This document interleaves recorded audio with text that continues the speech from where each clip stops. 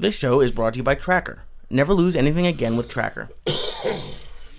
Go to thetracker.com, that's thetracker.com, THEtracker.com, and save 30% off of your entire order. That's right, your entire order, you save 30% when you go to tracker.com and use promo code CHURCH. That's tracker.com, promo code CHURCH. And the show is brought to you by Onnit.com. Go to Onnit.com and use code word CHURCH to save 10% on all of their great optimization products like Alpha Brain, New Mood, ShroomTech Immune, and ShroomTech Sport.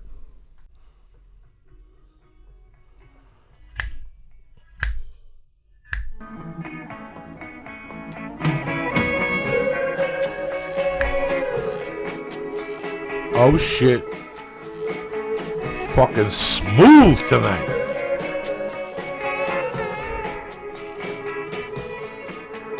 It's a bad fucking jam.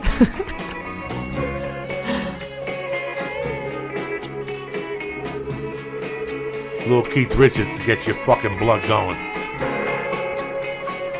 Church of What's Happening Now. April 27th. Oh shit. 2016, I hope.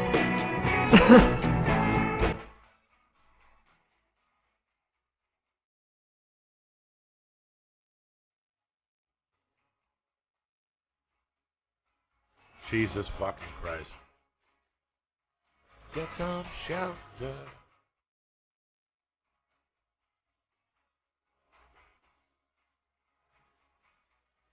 This is too fucking much.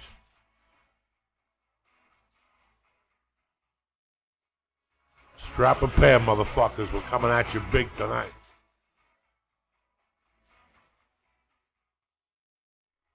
What's happening, you bad motherfuckers? Uncle Joey here with my main man, Lee Sayat. Hey. My main, Kyra Soltanovich. What are you, fucking nuts or what?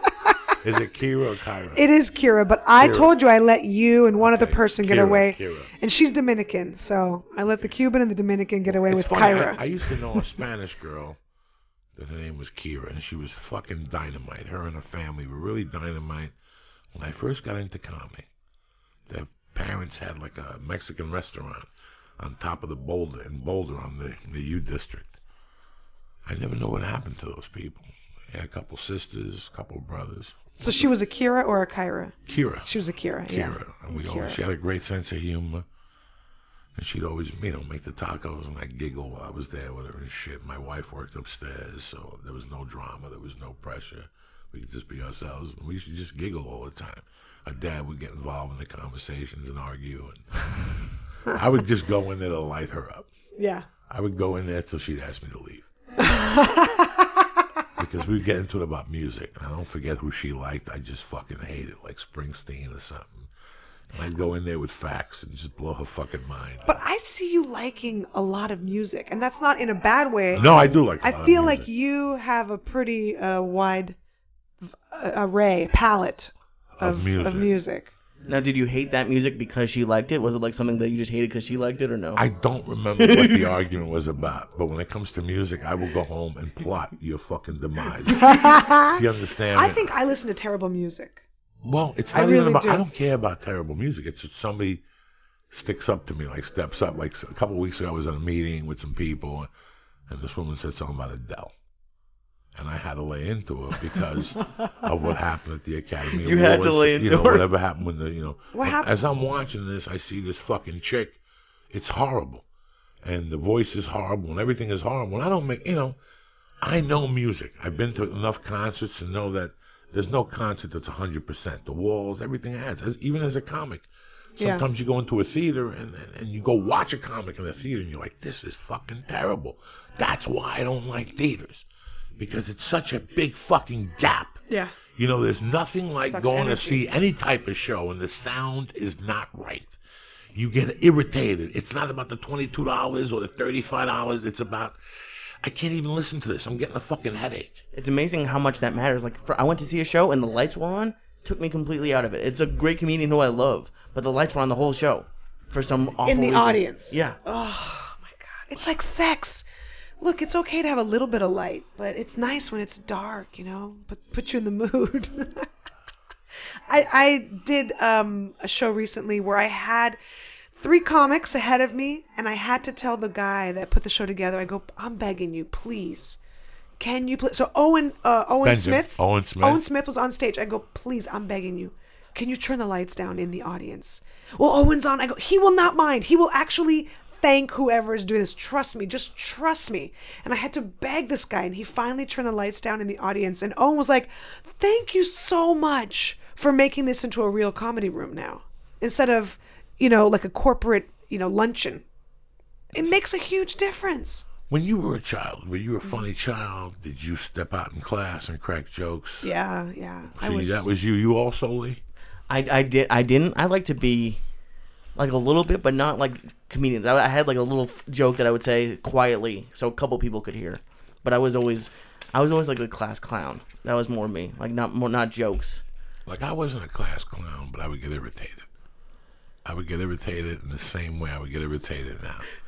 And I would get irritated on the bus, and I would go off on the bus constantly as a kid. About what? 8 minutes into it, I go off on the bus, and that's what people would laugh. And then you go off in front of your hangout, your deli. So we had a deli, and we hung out in front of the deli. And I gotta be honest with you, like, if there was a circle of 6, 3 of these guys could have been top-notch comedians. Yeah. Hysterical. And you had to pick things, and what you said better be fucking good, because you only get one shot at this. Yeah. And if you get the limelight and you get them rolling, you got the stage. However long you get them rolling, that's street comedy. So it's kind of weird. I really envy people who grew up like that. My friends that I grew up with, that I'm still best friends now. We're in each other's weddings. We vacation together. We're all best friends still. None of them ever wanted to be funny or be a comic, or honestly, even public speaking probably scared the hell out. I grew up with such an interesting group of girls. I'm the only one in that group. I don't know, maybe I attracted them to me because maybe I didn't want the competition. I don't know, but a lot of comics. It's balance. Listen, I have my comedian friends. Yeah. But if I have my choice, right now in my life, I go to jiu-jitsu at 12 o'clock. Yeah. And then my balance, because nobody talks to me about comedy. I'm just a fat white belt. A fat, sweaty white belt. He smells like hamburgers and fucking reefer, this kid. So it balances it out. I don't want to hang out with comedians all day and be dueling for your life. At one part of your career, from the 3 to 8 year mark, you need to live in an apartment with 4 comedians. Yeah. You need to be around comedians, because that's how you dive yourself in there. That's how there's a word, you sink yourself into the lifestyle. Immerse yourself into the lifestyle. But then you grow as a human being, and you get an apartment, you find a wife, a significant other. My point was this, that it's funny. This is why I like it dark. That's the Lord talking to us now. And it's really weird. You ever see the movie? What's the movie with Al Pacino when he's a football coach? Any Given Sunday? You ever see that? Yeah, a long time ago. Interesting line in there, Kira. And I used to host at the store. That's how I used to see a young Kira at the store. Yeah. Kira, doing her thing. A really pretty Kira, but very unassuming, very quiet. You weren't slutty. You didn't say much. No. You only spoke if you were spoken to. I used to watch you. I'm a big watcher. I may not talk to you, but I'm watching you. All right? That's just my nature. I may not talk to you. I may not fucking even like you. But I'm watching you. You may be the fucking ugliest girl in the room, and there's a hot girl, but I'm watching you. Because you're interesting to me. That there's a hot chick over there with one momo, and you're a fat chick with fucking heels on. There's 6 guys chasing around you. You following me? Yeah. So you're doing something right. That fucking chick over there that thinks she's hot and she's got good pussy, she's doing it wrong. You follow? Yeah. I've always liked people. Like when I first got to the store, I used to watch Dice. Yeah. Okay, a little secret about Dice. You know what drives Dice crazy? What? You don't talk to him. Oh. So he'd be by the stairs. Go ahead, close your eyes. 1998. You'd be a stair with Adam. Oh, yeah. And he'd hold court. I'd stand by the sign. There could be 80 fucking people over there. I would stand by the sign. After an hour, you have to get up and walk over and go, what's up? Because you got these 80 people. Yeah. Why don't you have that one? You know what I'm saying? It's right. the same thing with a girl. I'm an ugly dude, but I pulled some tail in my life. Not because I'm good looking, because it's psychology. She comes in, everybody's lighting a cigarette. When she walks by me, I spit on the fucking floor. She's going to turn her back and go, what's going on? Everybody loves my fucking titties, but you haven't said a word about them. Yeah. I don't give a fuck about you. She's going to go get a drink, get a cigarette, and come to war. And sell me her pussy, even though she don't want to give it to me. You follow me? And the more I walk back, she's going to go, everybody in this place wants my pussy, but this fat motherfucker, he's got the answer. He's got the answer to my problems. It's so weird how psychology works. Yeah. In any given Sunday, he's losing. The black quarterback, Jamie Foxx. Right. And he takes him aside and he goes, listen, this ain't no big deal. He goes, you're in front of 80,000 people today, but this ain't no big deal. I want you to think about being at home. One play left. Your mom just called. You got to go in for dinner. You got one play. What's the guy say? Run to the Cadillac and hook a fucking left. When I heard that, I remember going to the store and appreciating the store because I don't have to see these people. For me to go on a roll, I got to go back to 88th Street Park. I got to go back to 82nd Street Park. I can't stand straight. I got to stand sideways. Right. I know these things. Once I stand sideways and start talking this way, my head's that way, but I'm standing sideways. I'm on 88th Street Park. I'm on 82nd Street on the corner. I would always look that way because cars are coming this way. I don't want no car to hit a car and hit me. You know what I'm saying? You got to pay attention. You might be cracking jokes. So it really made sense to me. That's why I don't like the lights on, because I don't have to fucking see these people. I don't have to see them fucking judge me. Yeah. The wall. You know what the wall's about? The wall's about, he made a statement one night after a show. I wish I could do a fucking show with a wall in between me and the fans. Are you serious? Yeah. He said that? That's how it all started. Oh my God, I didn't know that. Now, do you think people respond to that though? Well, we discussed it a couple of weeks ago, the concert The Wall, the actual 1980 concert, they performed all four sides of the album. Yeah. But while they're performing, midgets, dressed as fucking whatever the fuck they are building a wall around them. Yeah. Till finally a wall's in front of them. And then for Comfortably Numb, Dave Gilmour plays the solo on top of the wall, and then the wall comes down, and there's a couple songs after the wall comes down, and that's the fucking story. It's interesting to me that you were like a funny, like you tried to be funny, but then you're also like watching, because I associate watching with being an introvert. Yes. Which I don't. On the outside, you don't seem like it, but you're both. Like I'm 100%, like 99% introvert. Listen, for 32 years, I thought I was retarded. I would be embarrassed to make this statement. Then I watched the biography on Marlon Brando. Yeah. And for years, all Marlon Brando would do was go downtown and sit in a phone booth.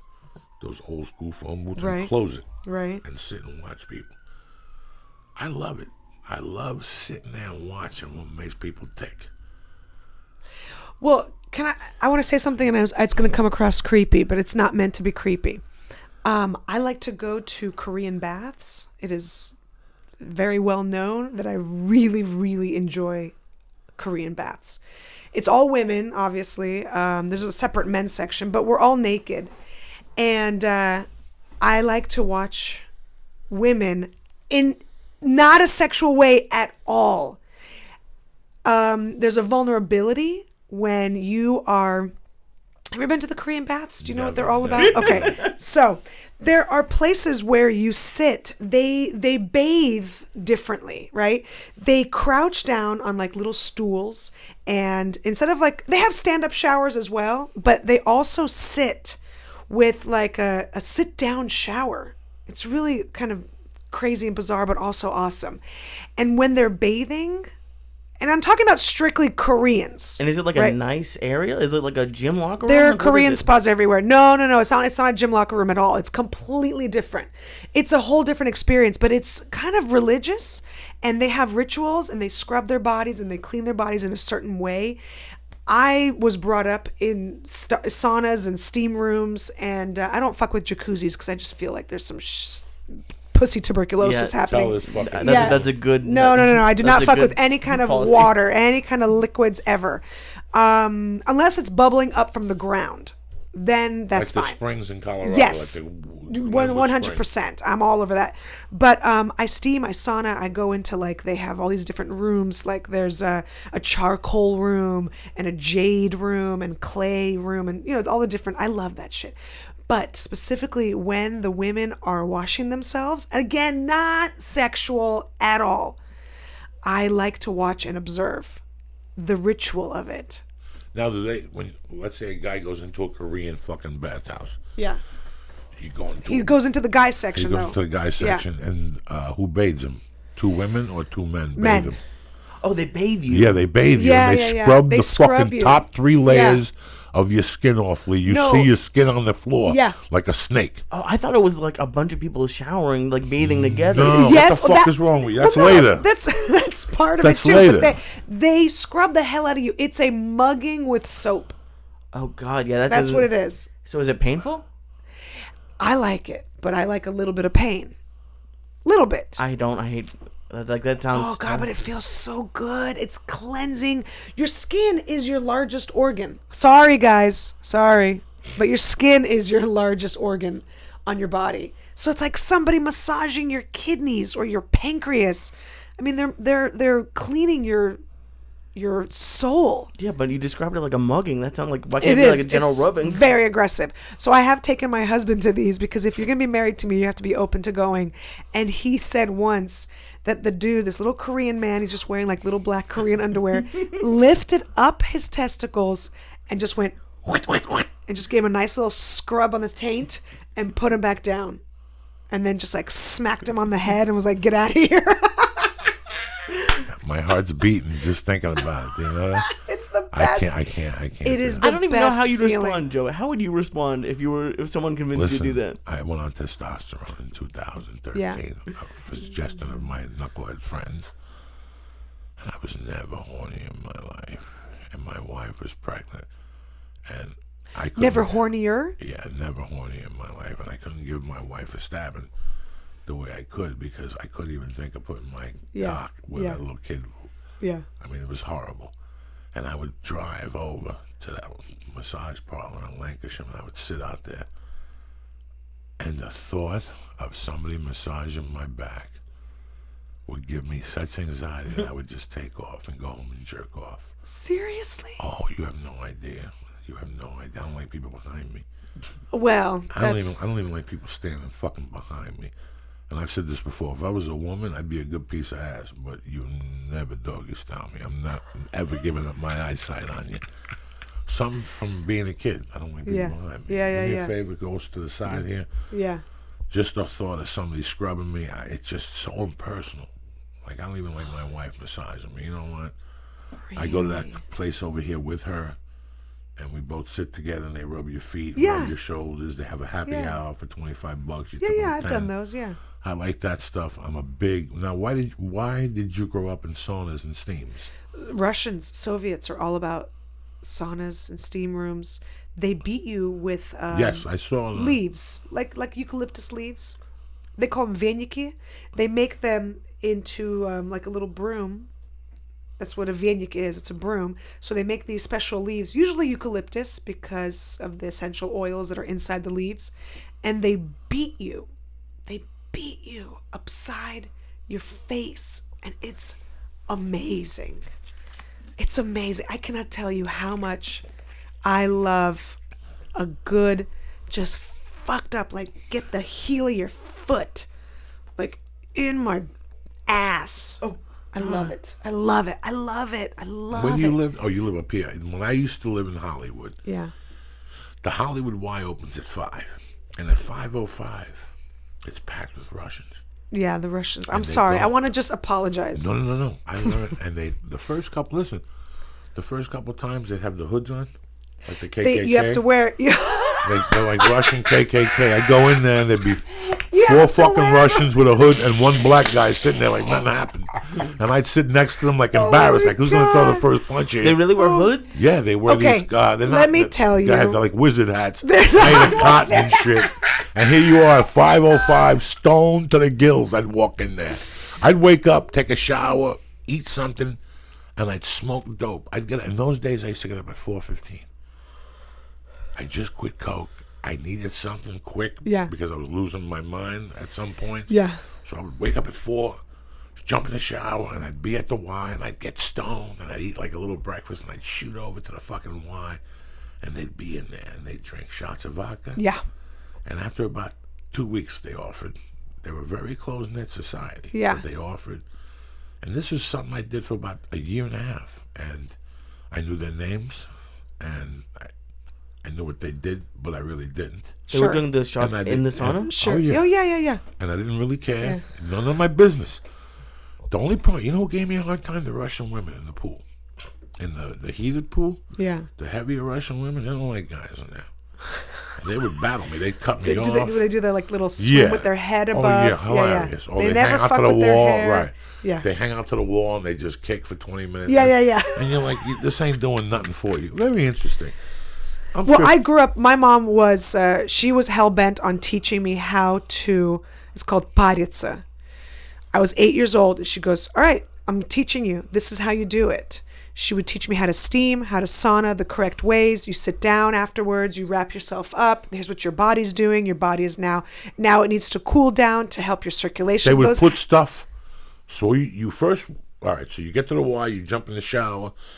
I wouldn't swim first. I'd go in here first because in the back of my mind, I wanted all the coke to get out of my system. So I would jump in there first. I would drink a bunch of water and I'd go into not where the steam comes out of the wall. Right. But where the rocks are. Sure, that's the sauna. So I'd go in there first for 20. Yeah, it's great. 20 minutes is perfect. And then I'd go right from there and I'd shower and shoot right back into that steam. And they'd already be in the steam before me. And they'd be in there drinking. They'd have water and vodka. And then they'd put some fucking Russian Malukia juice on the steamer.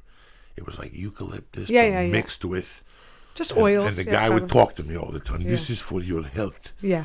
This for your eyeballs. You see people who are giving you evil. I was loving it. I knew their names. They were very nice. There was one black guy that was he had a security system, a security business. Yeah. So he worked all night and he'd go in there at 5. And you could smell the fucking black booze coming out of his fucking veins. He was a boozer. So he'd go in. He was very smart. Yeah. If you're going to be an alcoholic, at least get that shit out of your system. Yeah. It's detox. That's why they drink inside the sauna. He would get in there at fucking... To get it back in the system? He would walk in there hammered. Sweat it out. And then the Russians would walk out. He'd lay down on his back and he'd take a little nap in there. And then he'd do what he was doing, but what I was doing, but without the swim. I'd do all that, and then I'd jump in the pool. My wife wouldn't get up till 8. I had 3 hours to kill. Yeah. I would jump in the pool, do 45 minutes of laps in the heated pool. No way. Fuck yeah. 45 minutes. I'd do the whole fucking thing. I'd do 20 of kicking, and then I put the thing between my legs, and then I just pull. Non-stop? For 20 minutes, and then I would just fucking do it all together. No wonder you lost 100 pounds. Legs. Yeah, Jesus that's when Christ. I was doing that in the morning, and then at night I was going back and hitting the bag. And hitting the bag and riding the bicycle. That was it. Wow. Just doing Weight Watchers. All this shit, these people. What do you have to do? Chiro and micronutrients. Listen, Weight Watchers don't give a fuck if you eat fruit all day. They're not, you know what I'm saying? They don't give a fuck. As long as you ain't diabetic, they don't give a fuck. Yeah. But it's so weird. I came from Cuba. I grew up. And in my generation, I don't know what it's called. I wasn't a millennial. I wasn't a pre-millennial. American society, made you not hate the Russians, but made you in the late 60s and 70s. Yeah. I think hate's the right word. With Fidel, Sure. Saddam. I'm Cuban, so I didn't feel hate, but it made you be aware of Russians.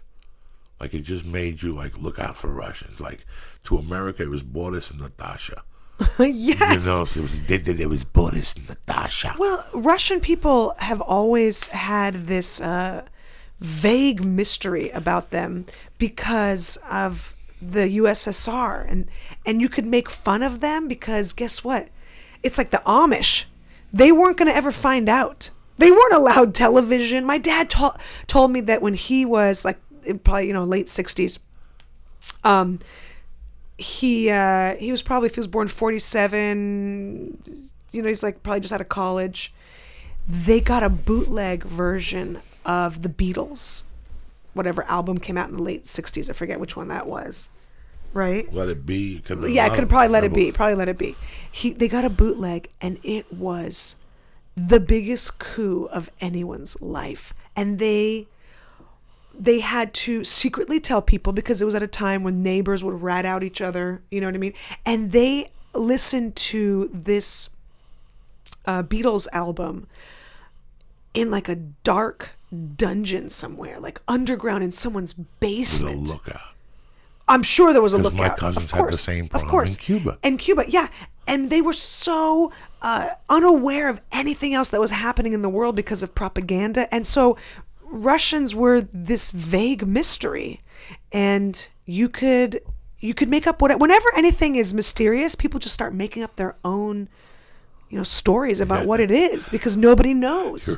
Like, obviously I wasn't alive then, but to me, from what I've seen and read in history books, it seems like the Russians during the Cold War were like today's like ISIS or something, like to that level of fear. In the United States, because I remember going, "Wow, I'm scared of Russia. They got missiles." Because didn't they do like bomb drills in the schools? Oh, because of Russia? I thought it was like the Cold War. I could be totally wrong. Yes, but I don't think it was ISIS style, only because ISIS is putting out YouTube videos of beheadings. Oh, well, yeah. It was just it was a different fear. They had, remember, when I first came from Cuba, every building had a shelter. You couldn't walk into a building in the United States that at somewhere on the first floor it said bomb shelter. My high school was built originally to be a bomb shelter. There you go. It was built into the side of a mountain, into the side of a hill, and it had no windows. My high school had no windows. Shout out to any McAteer alumni. Where was this? In San Francisco. It was built originally, and the guy who built it built insane asylums. Like, he was the guy that was like, here's what you do. You make everything inside a maze so they can never find their way out. And that was my high school. It was insane. And it was a bomb shelter. And then they were like, this fear of bombs is a little crazy. Let's just make it into a school. And that's how we ended up going there. My first experience with Russians were in '85 in San Francisco. Yeah, we were there. That was my first. Was it a good experience? One of the Cuban refugees I ran with got either drugs from them or credit cards or something. And then I got to meet them. Los Rusos. I'll never forget, that's what we call. I didn't know their names. Los Rusos. Are you first generation? Are you first generation, Kira? No, I was born in the Soviet Union. Oh, you were? Yeah. Yeah, she's the real deal. Because I think I'm like third or maybe even fourth generation Russian and something else right next to that. Yeah. So, I don't have any like Russian pride. Like I don't have any culture from that. Yeah. So it's like even like when I see it in movies, it never bothers me. Like I don't know. It's not like. Right. No, it's definitely different. Now, where do Russian Jews come from? Russia or Israel? The Israeli Jews that moved to Russia. Other way around usually. Well, they were scattered. So Russians were scattered. Jews were scattered everywhere. So you got Jews in Mexico City. You got Jews in Spain. Right. You got Jews that went to Russia, Cuba. You got Jews that went to Israel. Canada has a big. But even before the Canadian immigration, before the States and Canada. So I'm talking like 100 years ago, let's say. Russians. I keep saying Russians. Jews went to maybe 5 or 6 different places. One of them was the Soviet Union. The Soviet Union said, "We'll take you in." But here are the rules. Everybody wears gray, and we all get paid the same. You'll have a place to live, and you'll have some food. We can't guarantee what you'll have, but just get in line and wait, and you'll eat. And there will be clothes, but again, they're all going to look the same. And it was like Star Trek in the sense of like everyone's outfits are just going to be the same. No differentiate, just get used to it. And so a lot of Jews went there when they got displaced. Well, but then like the Stalin and then like in World War II, they like that's when I was saying they left. Like they were like the same sort of, not to the level of Hitler, but like they were killing and getting and rounding up the Jews and stuff, like not letting them. Jews are always getting rounded up. I mean, look, we're in North Hollywood. I'm sure there's some Jews getting rounded up right now. As we speak. Right now. I mean, there's no joke. It's always happening. It's like just like you're bored one night, just like let's go round up some Jews. It's fucked up. It is. That's why I think Jewish people and black people should get along better. And How hang old out were you more. when you came from Russia? 2. Okay, so you don't remember Dick like me. I don't remember Dick. No. But I have been back, and there's a feeling of like when I go back, I see people my age and I look at them and I go, maybe that would have been a friend of mine. Maybe I'd be working in that building with them. Like, I wonder what my life would have been like. I do not think I would have been a stand-up comic. There's no way. First of all, it didn't exist. It didn't exist. No. Even Yakov Smirnoff talks about how what he did wasn't comedy. He kind of made up what he thought was stand-up comedy, but really he was like an MC for live events and a host for live events. In Russia. Yeah. Because it didn't exist. There was no such thing. It was just, I mean, even still to this day, they have, quote, comedy clubs. And it's really like what the Groundlings is here. You know, where they do like sketches. Comedy is very new to Russians. Sorry, not Soviets. Not Soviets anymore. It's very new. Very new. And by the way, San Francisco, I probably will not go back to perform there in a while. Why? I did a show a couple years ago. Whenever I advertise I'm going to be in San Francisco, the entire Russian community comes out, which you would think would be a good thing. And yes, it is. The support is fantastic. But I went specifically to record a CD. I wanted to put out a CD. This was like 3 years ago, right? When CDs were still relevant. They're not anymore, by the way, if anyone's wondering. And I go up there, I set up the microphones, I get equipment, my husband helps me, we get a venue, I do the whole thing. I get an opener, a feature act, make sure everything's right, the lights, everything, right? These fucking Russians, sitting right next to the mics, I mic the audience, right? So you can get the laughs, are talking the entire time, are heckling me in Russian, not in a bad way. They think they're helping, are yelling out suggestions, talking about how we took piano together. Do you remember? In Russian, yelling shit out in Russian. They're getting drunk. Fuck the Russians. Never again. I can't perform in San Francisco. I think you should absolutely put that out. I would totally, for 99 cents, I would totally. My God. Well, that's why I said to you, I can't go. The closer I go to my hometown, Right, yeah.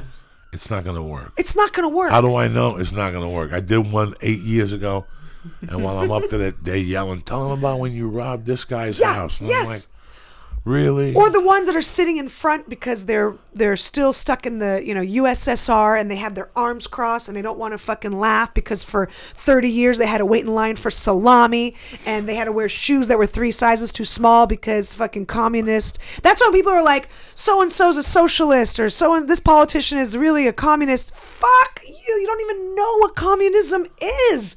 It's wearing shoes that are 3 sizes too small. All right, that's what being a socialist is. It's not fucking, I want to help this chick have an abortion. You socialist. You know what I mean? Why should my money go to her abortion? Because then her kid won't grow up and, carjack you in 20 years. All right, fucker? So let her have an abortion so you can keep your Mazda. But people think they know what socialist is and what communist is. They have no idea. They have no idea. You know what it is. I know what it is. Listen, I don't know. I can't say. You know. I heard. You've heard. I've heard. Your family has told you. Well, I had the same situation with you. My cousins are musicians. And they came to Burbank to record. They drove by the Improv and saw my name. Went in and told Rita who they were, and Rita called me. And that's how I met my cousins. And I went down there. They came to the show. Then we went to Cantor's. Yeah. And I've told this story before. While we're at Canada's, we're talking, and all of a sudden they started harmonizing Stairway to Heaven. And I could feel the goosebumps. All of a sudden I wanted to cry in front of them, but I couldn't. And they were telling me how they had an album, and they had to listen to it with a lookout. Yeah. That, they passed it, and they had to bury it. Yeah. And hide it, and you sit there, and you think how lucky you are that you've given away albums. Right. And these people would have taken any of these albums. They didn't care what band, just one of them, just to hear music. Yeah. And just the American way. You're Russian. You were born there, but you were raised in a Russian house. And I say it all the time that the transition is amazing, and like for me, I had to eat hot dogs to become an American. When I was 5, I felt that the more American food I ate, like my daughter's 3, and there's always drama at dinner time. She likes spaghetti, hot dogs, and French fries, and ketchup. She'll put ketchup on fucking cereal if I let her. You understand me? On chocolate milk. at those ages, I was eating. My mom and I had a great relationship.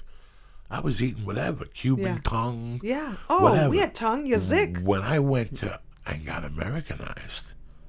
And I would go home and she'd go, black beans and rice and a steak. Fuck you. I want SpaghettiOs, because it made me feel like an American. That was my comfort food to make me become. People have no idea. People have no idea. I tell people all the time how lucky you are, the advantages you have. I've never felt racism. I could sit here and tell you a bunch of stories. I'm very fortunate. I got into movies. I didn't get into Montreal, but I got into movies. Right. So you pick your fucking battles, Yeah. And I've been very fortunate, but I see how people don't respect what it is to be an American. Like we fight hard. You don't know what it's like to go into a grammar school in the 70s and not speaking the language and fucking faking the funk, because as soon as you open your mouth, they're gonna know you're not like them. Well, I was a refugee. So all this like refugees and all this, what people think about refugees nowadays, and yes, maybe they're different. We were refugees. I was right, yeah. Until I was 8. We weren't citizens until I turned either 8, probably 8 or 9. So my parents would tell me, don't get in trouble, okay? They're gonna kick us out of this country if you fuck around and have us come down to the principal's office. We're out, because they associated. I even tried to do a bit about this. I used to a long time ago, but like they associated public school, because I went to a public elementary school, with the government, which it is. You mind? No, with the government. Your fans know what that sound is. They know. They know. Pop. I love how it comes in a pill box too. Oh, tremendous. I love that. Listen, if you're gonna fucking play the game, you're all in. Might as well. Look, I wish you well with your glaucoma. So if I got in trouble and the principal wanted my parents to come down to his office, they were like, "You're gonna get us kicked out of this country. We're out. You understand? We're not citizens. Don't fuck around." So I had to watch myself. Then I turned 8 and we're like, all right, fuck, I'm a fucking citizen now, so I can do whatever I want now. Like all of a sudden I got like a big head. I was walking around like, woo, look at me, like ripping up my green card, like I'm done. I was like, all right, here we go. This is it. I'm American now. That's the moment that I felt I was an American. See, I was told a different story. I was told that if I didn't get good grades, they'd kick me out because they didn't need me. And I was told they're going to kick us out of the country. No, my parents told me no. They're gonna fucking, if you don't get A's and B's, if you get C's, they'll fucking throw you out. Yeah. So I was like, I don't want to get A's and C's. You look a little light tonight. Oh, good, sure, just 600. Well, kind of what I was saying earlier, where since I'm third generation Russian, I don't feel like a connection to Russia. It's not that I don't feel American, but I grew up in like East Coast, like right outside of Boston. There's American pride, but it's not like, I was talking to someone today in England, and when you see like a UFC and there's like a foreign fighter, their fans go bananas. But when it's an American guy, occasionally like Cowboy Cerrone or Roy Nelson, but most American fighters don't. It's not like Go America. So it's something weird. Like it's kind of funny how two immigrants are the most patriotic ones. Like, right. It's interesting. In my world, I don't know. I'm proud to be a Cuban, but I'm also proud to be an American. Like, yeah.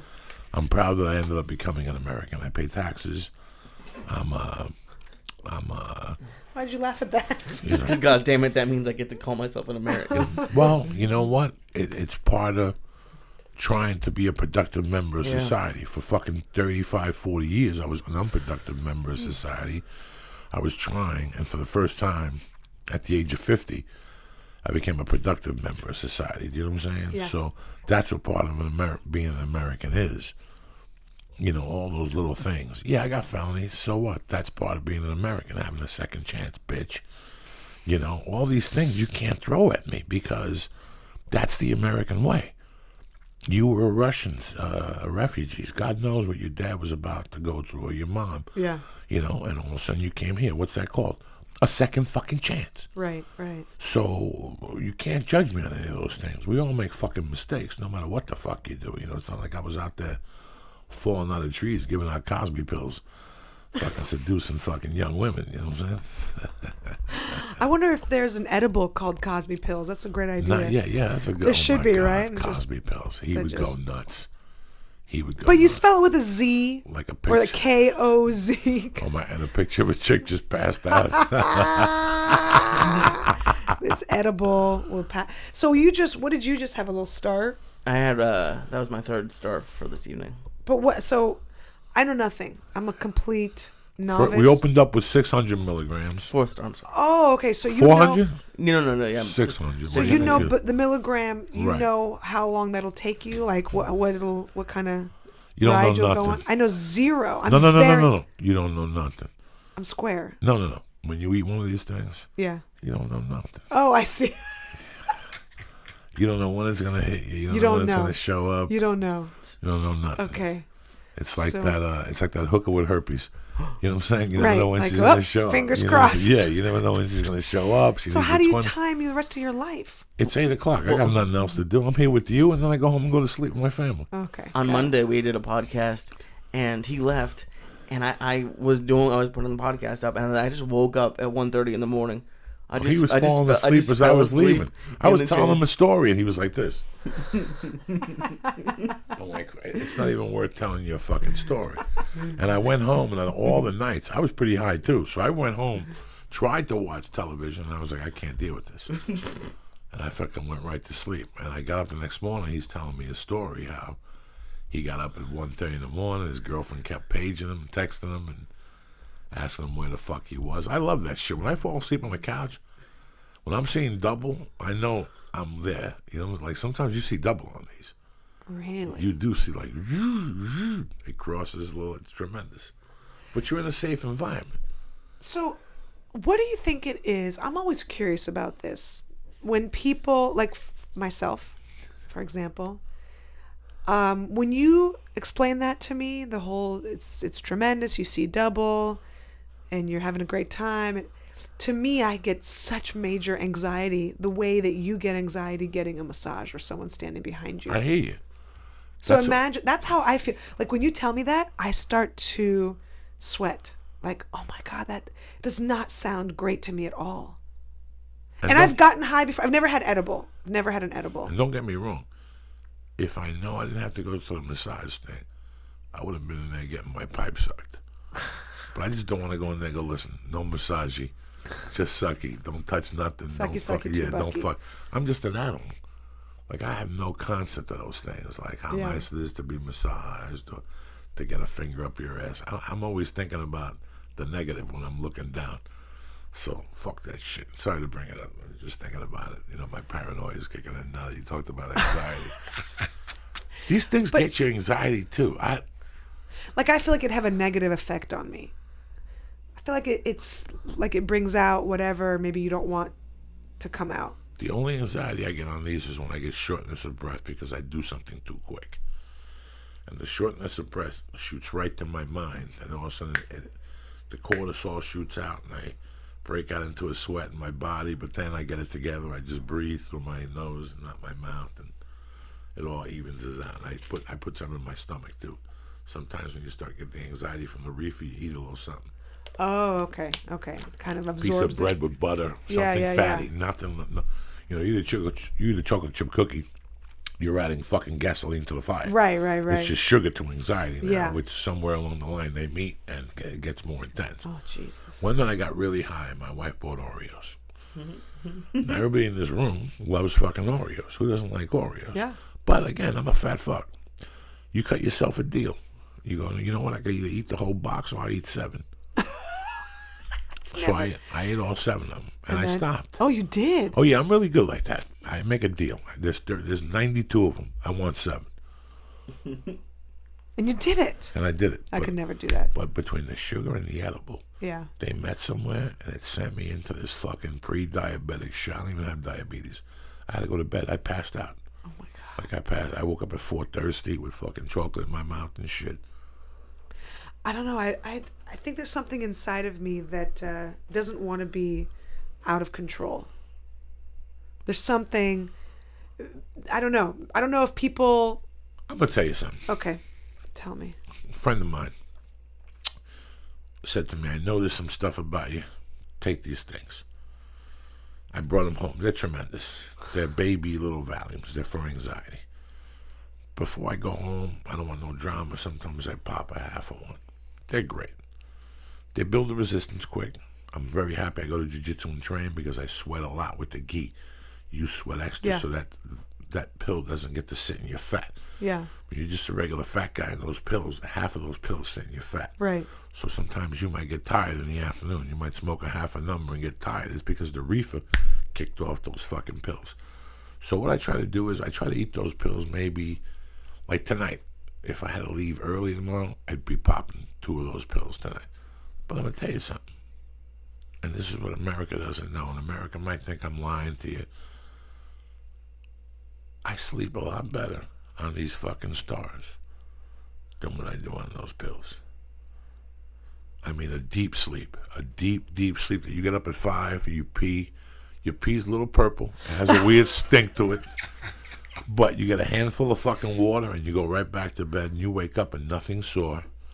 Wow. Where sometimes those pills, what I didn't like about medical pills was the hangover in the morning. Yeah. I don't know how people wake up after they pop 2 pills. I don't know how people do it. I don't know how people... Me, I'm a fucking... I don't know what you call that. It is a pseudo-control freak. I don't ever want to wake up and lose control. Yeah. I always want to be awake, ready to go. Yeah. I had friends that would sit there and drink a pot of coffee and we got to smoke a pack of cigarettes. And meanwhile, it's 9 fucking o'clock. Do you know how many motherfuckers you could have mugged from 7:30 to 9 and you're sitting there smoking fucking cigarettes? People walking into their offices. We're going to walk in there at 9. Takes you an hour to get kicked up, get your paperwork out, the computer. You go and see, you know what I'm saying? Like, I never understood those people that just sat there in the mornings. I have a system. I get up, I fucking drink some coffee, I talk to my wife for a little while, I wash my pussy, I get on the computer, I tweet, the baby, I sit with her, we watch cartoons, I make her chocolate milk. You know, I can't imagine just laying in bed and rubbing your feet and thinking about your life and where it's gone. Fuck you. You got to get up and go, motherfucker. Yeah. And, you know, I read about people with pills that are on pill problems. And I wish they could... And people always go, well, Joey, you make it sound so easy. Yeah. I don't care where you live. I don't care if you live in Tennessee and they got laws against weed. There's nothing against the law against you going home, cooking that weed up, melting with butter, taking the butter out and putting it in brownies. And putting a tray of brownies, putting it in the freezer, cutting it into little fucking halves. People do it all the fucking time out here. And you eat one before you go to yoga or before you fucking go to sleep. And you sleep like a goddamn baby. Or after you work out, it takes the acid out of your muscles. Really? Yeah. A lot of people don't know that shit. No. See, No, I did not, Dr. Joey. Who the fuck you think you're dealing with? Joey Bananas? The reason you're on the show, I really wanted you on the show was... Like I said, they had a discussion about women in comedy, and you know we could sit here for a fucking 1,000 nights and talk about women who sit there and complain about the set list at the Improv and whatever, and then you could talk about the women that go out every night and do 4 fucking spots. Yeah. There's always a spot. There's Flappers. There's the Ha-Ha. Actually, Flappers is what I was talking about. There's a gas station up the fucking corner. There's a pizza place. You could even do 2 sets at shitty places just to get your timing and the words to your joke. I have written some of my favorite punchlines at shitty rooms. Because there's nobody there. Do you remember the Stovepiper? Stovepiper? Break it down to me. It's deep in the valley. It's kind of like between here and Northridge. And it was a bar. You walked in, it was red. All the lights were red. You just walked into like a furnace. And it wasn't a terrible room, but it was just like, you know, it was just like a kind of a little bit of a fucked up room, you know, people in the back, all the comics are talking, the people at the bar, a lot of distractions, but there were some regulars that were there for the comedy show, and it wasn't the worst, but it definitely had some faults. But I wrote two or three of my favorite punchlines at the Stovepiper, just this crappy little room on a Thursday night deep in the valley. You don't have to do it on a Saturday at the Laugh Factory in front of industry. That's actually when I don't feel like I can even really be vulnerable at the Laugh Factory on a Saturday. I just want to go in and I just want to kill. I want to do a great job. But that's the shitty rooms, or the ones where it's like 10 people and I actually find out, oh, this is what the joke is. Oh, okay, I figured it out here. Let me now go take it and put it on a stage on a Saturday in front of people that are, paid $20 to get in. It's so weird how I do not like comedy in LA for people 6 years and under in comedy. I do not like it. Why not? Tell me. Because it's like my youth. It's like Michael Jackson's youth. When I was a kid, when I was 10, I already knew shit that kids 16 didn't fucking know. When I was, when Michael Jackson's big, claim to fame was that he didn't have a childhood. Yeah. And I got it. You see that he saw behind the record label. He saw how they treated him, and years later it affected him. I understand. What was the topic again? What were we talking about? People who have been doing stand-up less than 6 years. 6 years. Some of my best times in my fucking life it was my comedy career 0 to 6 years. If we didn't have to make money doing this, how much fun would comedy really be? If I told you, Kira, I'm going to give you a job. You're going to make $1.25 a year. And we're going to give you raises every year. But I want you, as part of this job, you have to go out every night, 4 nights a week, and do 10 minutes, a mile from your house. Yeah. How fun would your life be at night? A bar, people laughing, hanging out, no money. You don't care about how many people show up. Right. You don't worry about your managers, who's the agent. You have a day job. You're doing this as a form of, honey, I don't go to the gym. I don't go to yoga. I cook. I just want to go out. I'll be home by 10:30. Because that's all it really is. You're home by 10:30 in those days. Yeah. You sign up at the list at 8. I got to be honest with you, as a human being, I remember going to summer camp, to basketball camp, or finger banging whenever behind McKinley School when she had a Catholic suit on. Let me tell you something. When you finger bang a girl and she's got a Catholic school suit on, you've arrived as a man. Oh, I've done it as a woman. You didn't even finger a chick. You fingered a chick with a Catholic girl suit on. You follow me? I mean, there's different things that you remember in your life. And I got to tell you something. The first 6 years of my comedy was so hard and so outlandish that I cherished those first years with fucking everything. And I can't believe how many little things turned into big things. I remember getting to fucking Detroit with a box, with 2 inches of quarters, dimes, and nickels. And getting there and realizing there's no show on Wednesday night. So what did you do? I got a joint and a box full of change. What's the change for? Just when you go into a gas station and you give them a 20 and they give you $18 and 82 cents, you get the change and you put it in a box. I see. Just a box of change. Yeah. Well, I actually had a very interesting conversation. I'm not going to tell you who it is because I don't want to make him feel bad, but a guy who is in the industry and decided to do stand-up had me on his podcast. And so I'm a guest on his podcast. And within the first few minutes, I might have already told you this story. I can't remember. Maybe, do you have a good memory? No, you're very high. I don't remember, though. I don't remember you saying it. He basically said, you got into comedy like a lot of chicks do to get, to bang, basically, just to get fucked, right? Just to go have sex on the road. And I said, no, that's not why. Do you remember this story at all? No, I don't think you said it. That's definitely not what women do on the road. Maybe 1% of female comics, but No. I mean, I understand a lot of guys do get into stand-up or did, whatever, like musicians, just to get pussy. I get it. But that's not what women do. Do you know how dangerous it is to pick up a guy after your show and take him back to your hotel room? That's the scariest idea in the world to most female comics. Not all. I'm sure there are women that do it, but that's really fucked up. And he just kept pushing it and pushing it. He goes, come on, you sleep around. When you were single, you fucked people on the road. No, I didn't. First of all, when you're a woman on stage and you have opinions and you're commanding an audience full of strangers and making them laugh, no dude's dick is hard. That is not how to get a guy's dick hard. I mean, most guys are like, oh, I don't want to fuck with that. That's a chick who has like a mouth on her.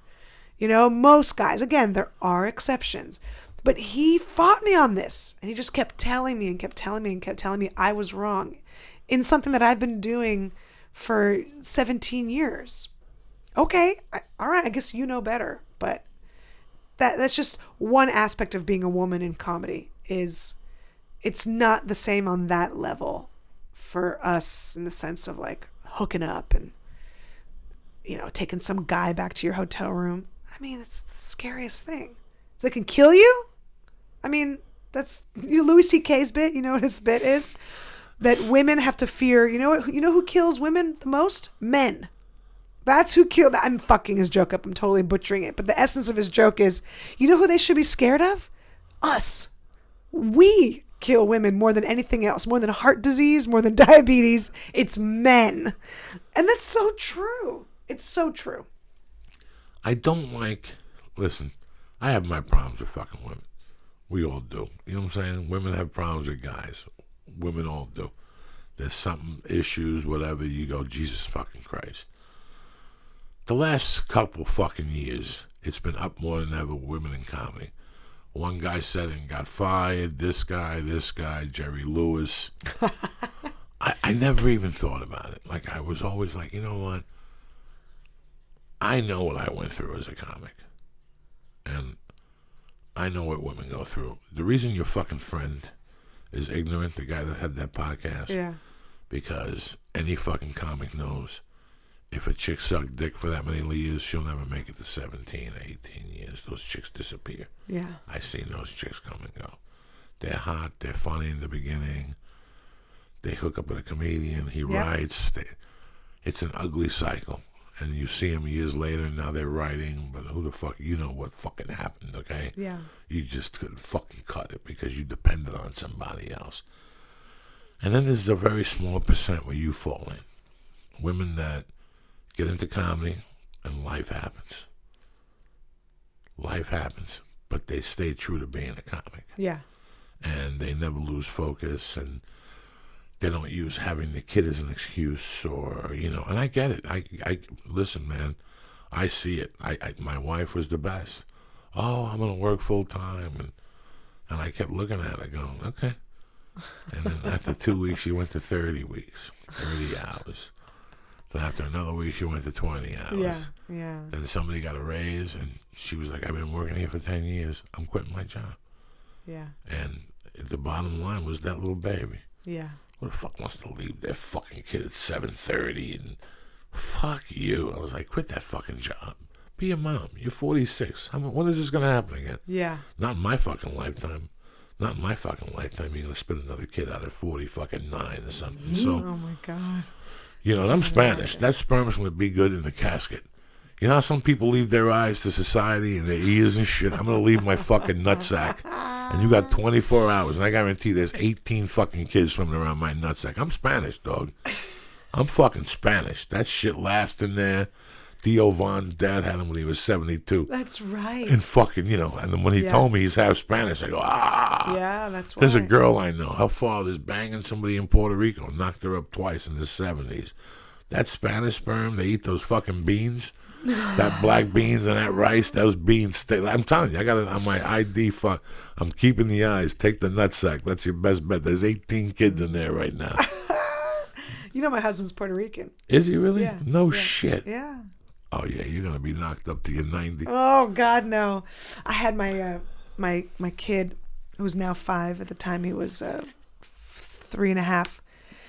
When I found out I was pregnant with the second one, I peed on one of those sticks, and then I had my kid. I go, here, give this to Daddy when he walks in the door when he comes home. We're talking about having another kid, so it wasn't that big of a surprise, but. He walks away. He goes, Daddy, I have something for you. And he hands my husband a little stick that you pee on. And he looks down on it. And he looks at me and he goes, I'm getting snipped. Because did he get snipped? No, he hasn't. I don't want him to. Not because I want more kids. But that just seems extreme. That's like cutting a cat's nails. That's you know what I'm saying? just extreme. Can you imagine jerking off and no? It's like jerking off skim milk. It just comes out of your little dick and little shovels. It's just. Yeah. No, but I think because he's like, I'm Puerto Rican. This is what we're made to do, is made to have babies. And I go, just relax. We planned this. We tried for another one. We were having sex for years before we had our first kid. We'll be fine. Don't worry. How'd you meet a Puerto Rican husband? Here in L.A. I thought you had like an Armenian tucked away that you smacked around and shit. No, You're a strong woman. I can't see you with a Spanish guy. Very good for you. He grew up here in L.A., so you're the real fucking deal, aren't you? Yeah, no, You guys go to that Puerto Rican restaurant in Lancashire? Yes. Yeah. We okay, get Red catering. Beans. Yeah, okay, they're not bad. Beans. They're not bad. Okay. We got for Easter. Mofongo. We went there for Easter. And they got cocorico. Well, you know what my husband likes? I'm not a fan of them. They are the Puerto Rican tamales. Me neither. They're fucking disgusting. They're disgusting, and they look fucked up. I love a Mexican tamale. And they put them in a fucking leaf. Yeah. And it smells like it smells bad. What are they called again? Pastel. Yes.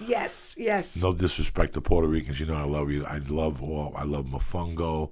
I love chuletas. Anybody knows a good Puerto Rican knows how to make a pork chop. That's how you listen, my wife, like I said, it don't matter. A good Puerto Rican. Does your husband make pork chops? He can cook anything. Okay. He can cook. Has he ever made pork chops, right? Yeah. Tomorrow I just bring him pork chops and watch them. That's their blood. Do you know what he does?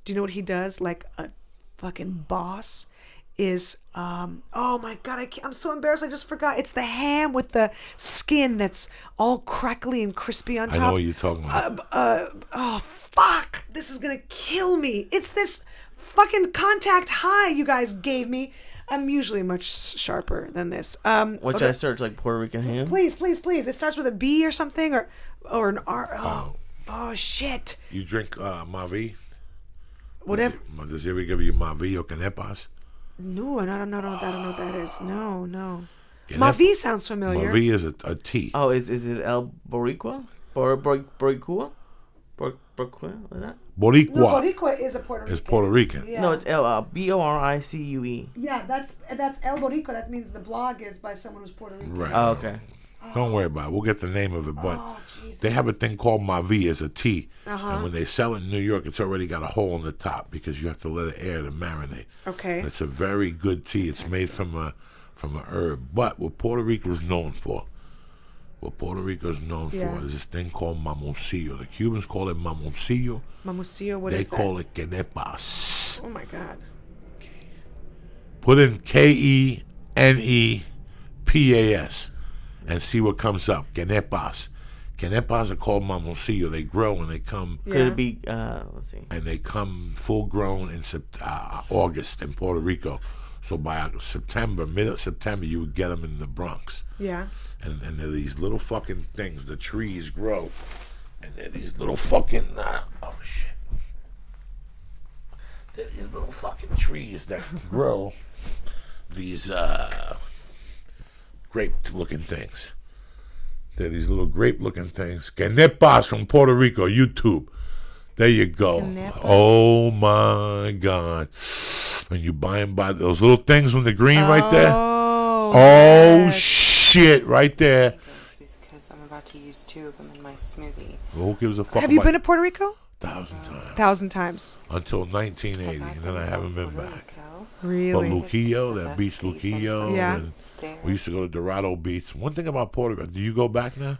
I have never been. Okay, He's here's been. the I problem want to with go Puerto so Rico badly. Right now. Puerto Rico right now is kind of scary. Is it? Yeah, they have a lot Why? of problems there. It's poverty. They have a... Go back. Let's see if they Oh. show the inside of it. You cut that skin off with your mouth. Yeah. So you pull it off the fucking branch. You stick it in your mouth. And you cut it. You learn how to cut it with your teeth. Right. You peel then it. You spit the shell out. Okay. And you put that ball in the side of your mouth.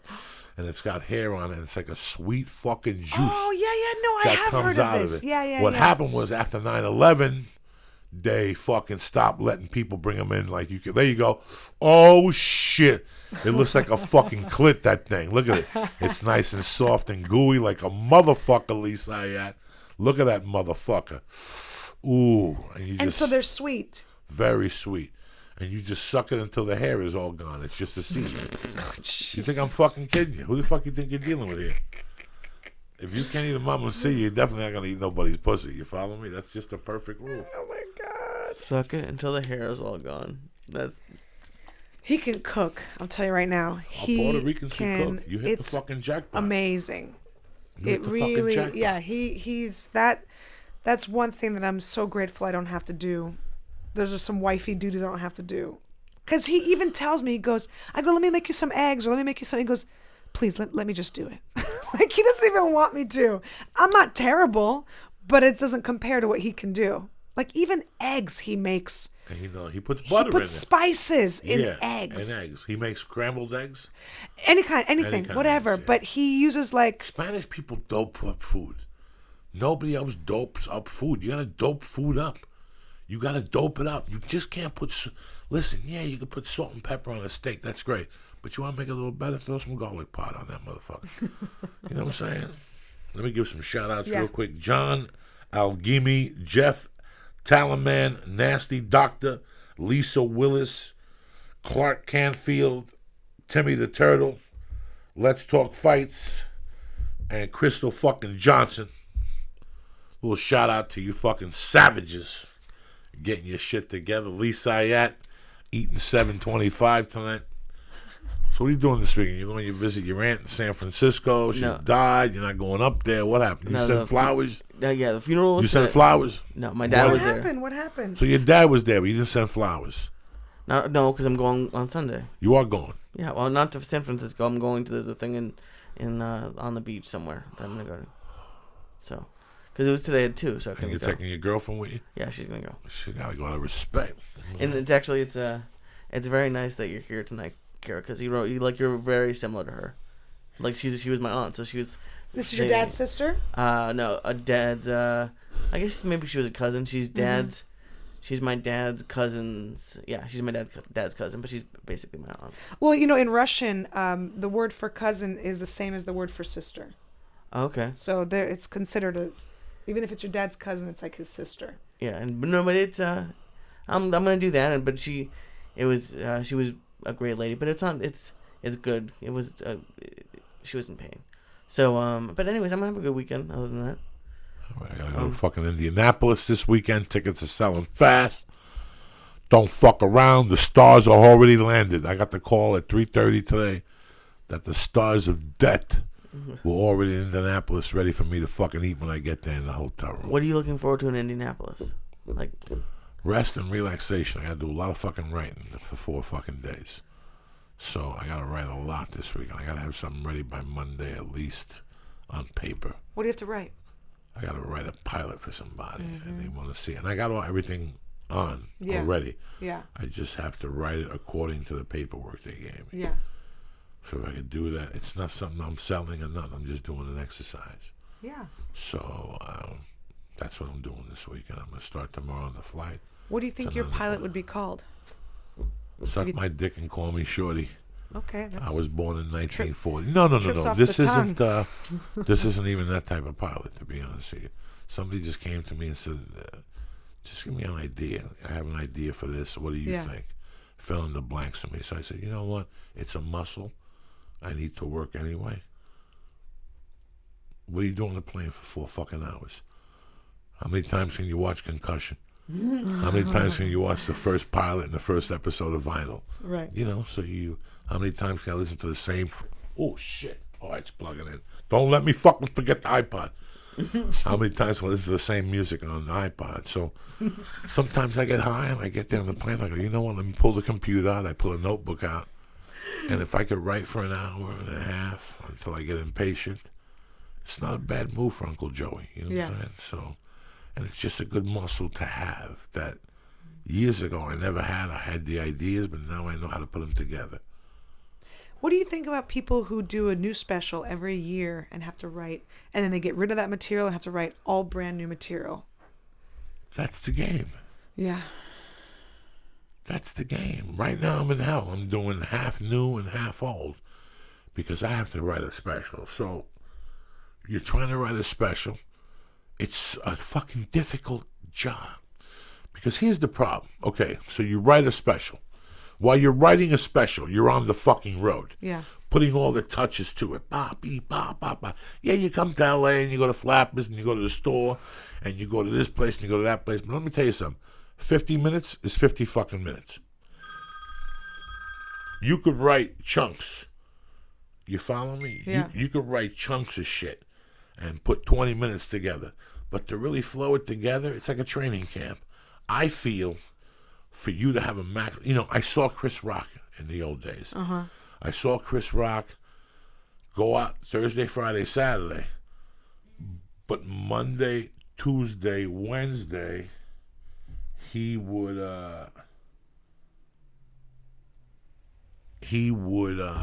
Monday, Tuesday, and Wednesday, he would get Richard Jenny, Louis C.K., and Nick DiPaolo. And on Monday nights, they would start the Laugh Factory, Latino night. And Chris Rock would go in there, and he'd do 15 minutes. And then they'd get in their car, and then they'd rush to the Improv. And then he'd do 15 minutes there, and Richard Jenny would give him notes. Oh, they're giving him notes. And then he would go to whatever the fuck it was. Now, do you think, okay, that's Chris Rock because he can get up anywhere in town. Right. He can go to any club. Can I just say the world? Can I just say if he went into a club in London, they would let him on? And if he went into a club in Amsterdam, they would let him on probably, right? They might not believe it's him, but they would let him on. He can probably write a new hour in a year. Okay, but he would get, let's say he get $250,000 advance from whatever.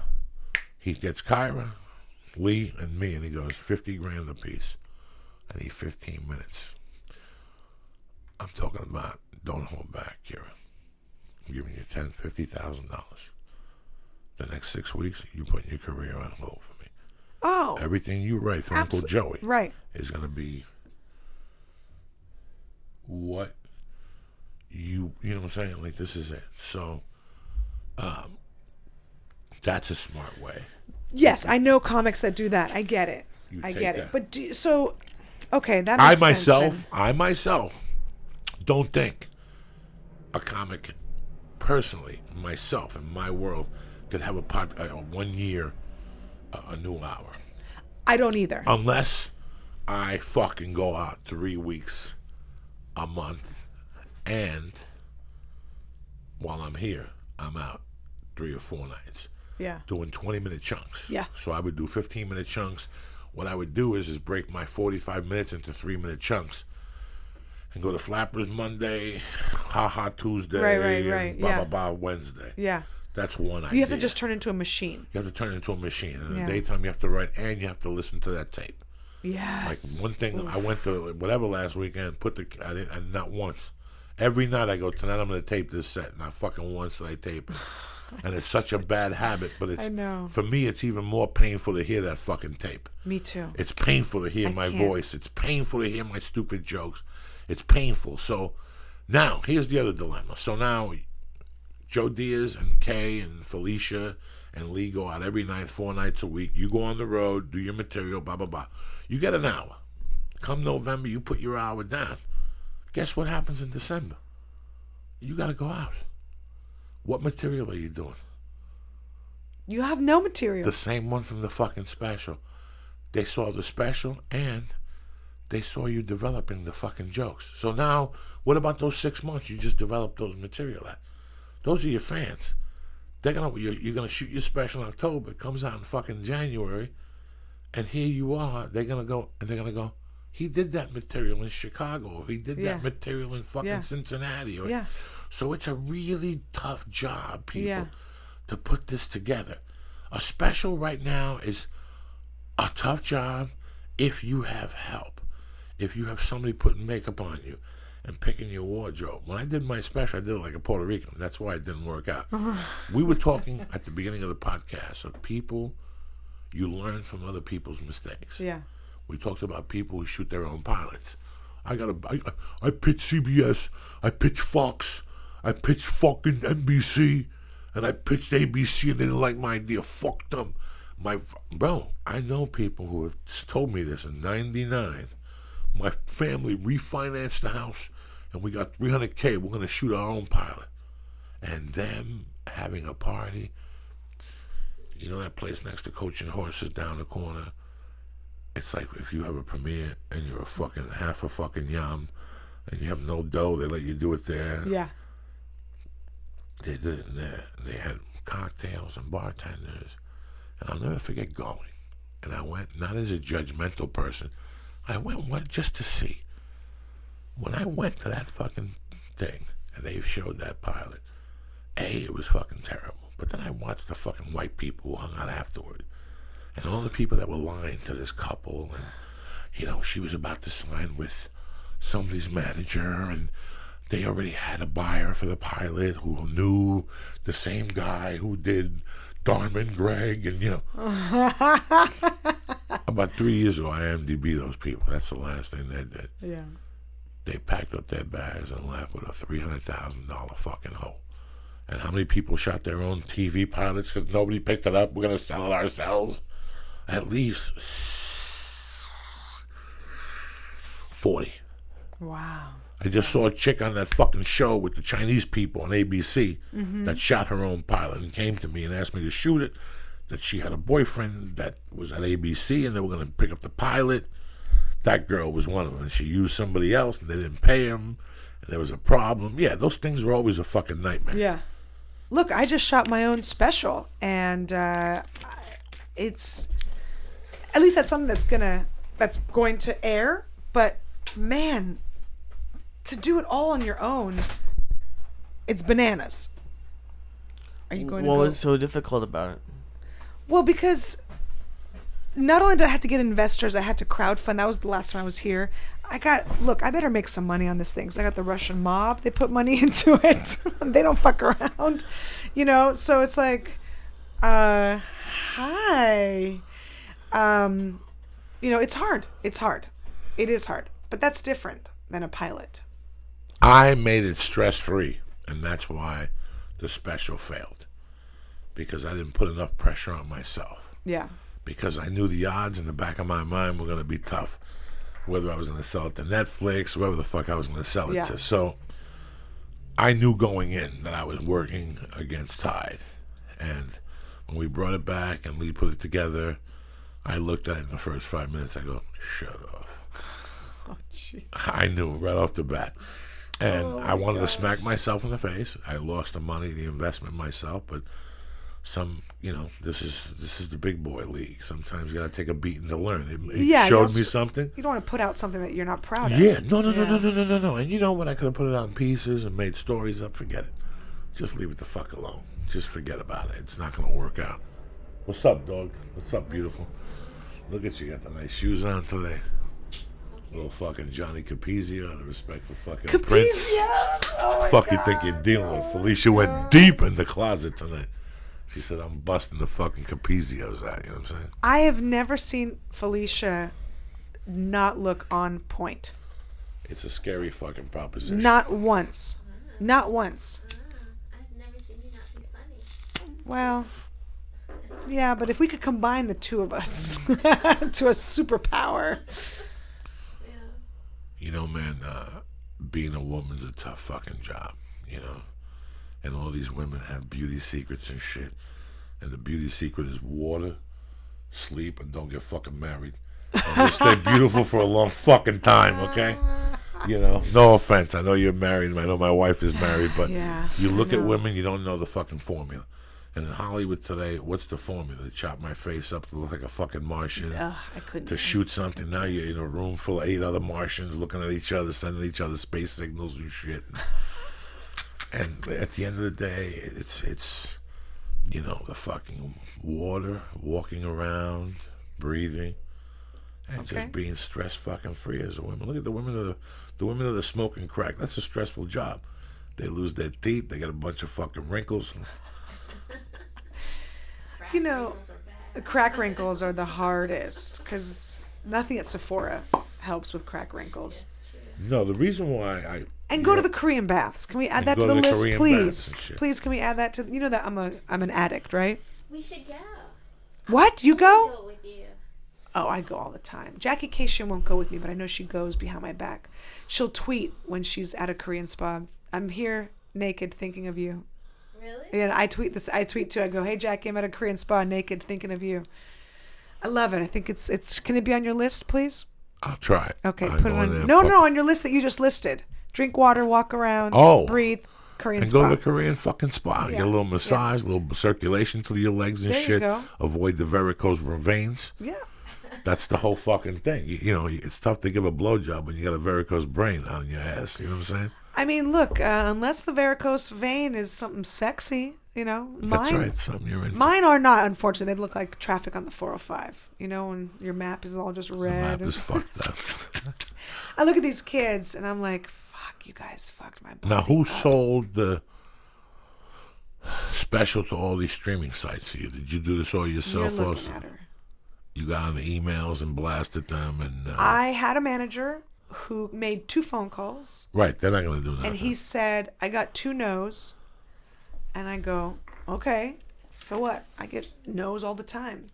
And he goes, I don't know if it can sell. I got 2 no's. It probably can't sell. And they said a couple other things that were not very nice. So you got rid of him? I had to get rid of him and sell it myself. He probably couldn't even get his foot through the fucking door. I know. He probably didn't even look at the special. That's the hard thing that half of these guys, I had to do it myself. I figured I'm already doing everything else myself. Yeah. I made the baby. Well, I had my husband's help. But, you know, I'm doing it all. I might as well just, I'm not saying it like in a martyr type of way. I'm just like, all right, let's just get this done. You know what I mean? It's just like, let's just get this done. So I'll just do it. I applaud you for shooting it, because just putting together a special, you shot it pregnant, you shot it GoFundMe. And not like a week pregnant. It was like... Yeah, no, you were ready to fucking bust pregnant. You know, oh my God. Your water could have broke right there. You know that what? must have been stressful. It might as well have broken because I peed the entire time. I'm not joking. I wish I was joking. The entire time I was pissing myself. Because when you're pregnant, you have to pee every 20 minutes, right? So what'd you do? You put a girdle on? A girdle? No, I didn't put a girdle on. I pissed. You got off the stage and pissed? No. You put the pens on? No. Where'd you fucking piss? Just where I was standing. On stage? Well, yes, I had to. The show must go on, Joey. So you're telling me when I'm watching this show, every 20 minutes you're going to bend over and pee? No, I'm not going to bend over. Okay, I'm just telling jokes. Okay, when does the pee come out? Well, you got to look closely. Are you serious? Look, when you have to pee and you're pregnant,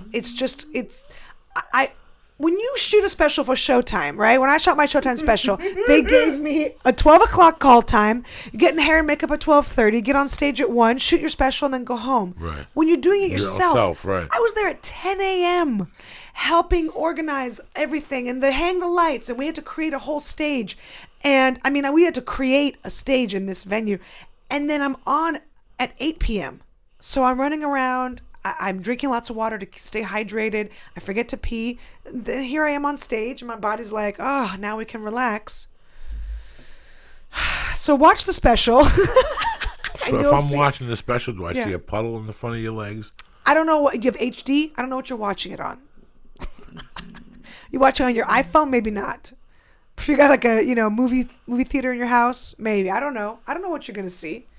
I'm just telling you that's the honest truth. I can only be honest. I actually met with my director today. We had lunch, and I go, look, I'm going to tell people what honestly happened during the special. He goes, knock yourself out, because he knows I was peeing the whole time. Are there puddles on the stage? Where'd the fucking pee go, Kyra Soltanovich? Where'd the fucking pee I don't go? know. It was magic. It was magic. Did you have a depend on? No. I don't even think I was wearing underwear. Why do you say this shit, Taylor? What have I Because done it's to just you? the truth. I don't want to lie. This is just the truth. Look, What were a you lot of wearing people for your special? thankfully just black pants. A lot of people want to like come on and say like everything worked out perfectly. No, it was fucked up. There was a baby in the front row. Someone brought a fucking baby to my special. A baby. And if you look closely again, you'll see the baby, the camera front row. And this was Orange County, so they were a very nice black couple with this very cute black baby with little pom-pom ponytails on the side of her face. She was adorable, but I can't very well tell the only black people to get to the back of the room. Right, Orange County? I can't say that. So there they are in my special. Baby's crying. I mean, it was fucked up, but it still worked out. You shot it. It Still worked out. It worked out. It's You got premiering. it streaming, you know. It's gonna be and on God Amazon, knows what could Hulu. fucking happen in the next 6 months if it ends up on Nescafe, whatever the fuck that is. It could Netflix. go to Netflix in June or July, but it's just sometimes they don't happen perfectly. I can relate to you when you shot yours and you're like, what the fuck is Oh, I going know on? 5 people who Yeah. shot specials and they're like, Yeah. what happened? Yeah. You don't want to But fucking know, though. I was too invested. I'm not kidding you. There is Russian mob money in this special. I have to pay it back. I like my fingers. So people better fucking watch. All right, so when does it premiere? Next May Tuesday? 2nd, yeah. Monday. Monday the 2nd. Monday. What time? Midnight.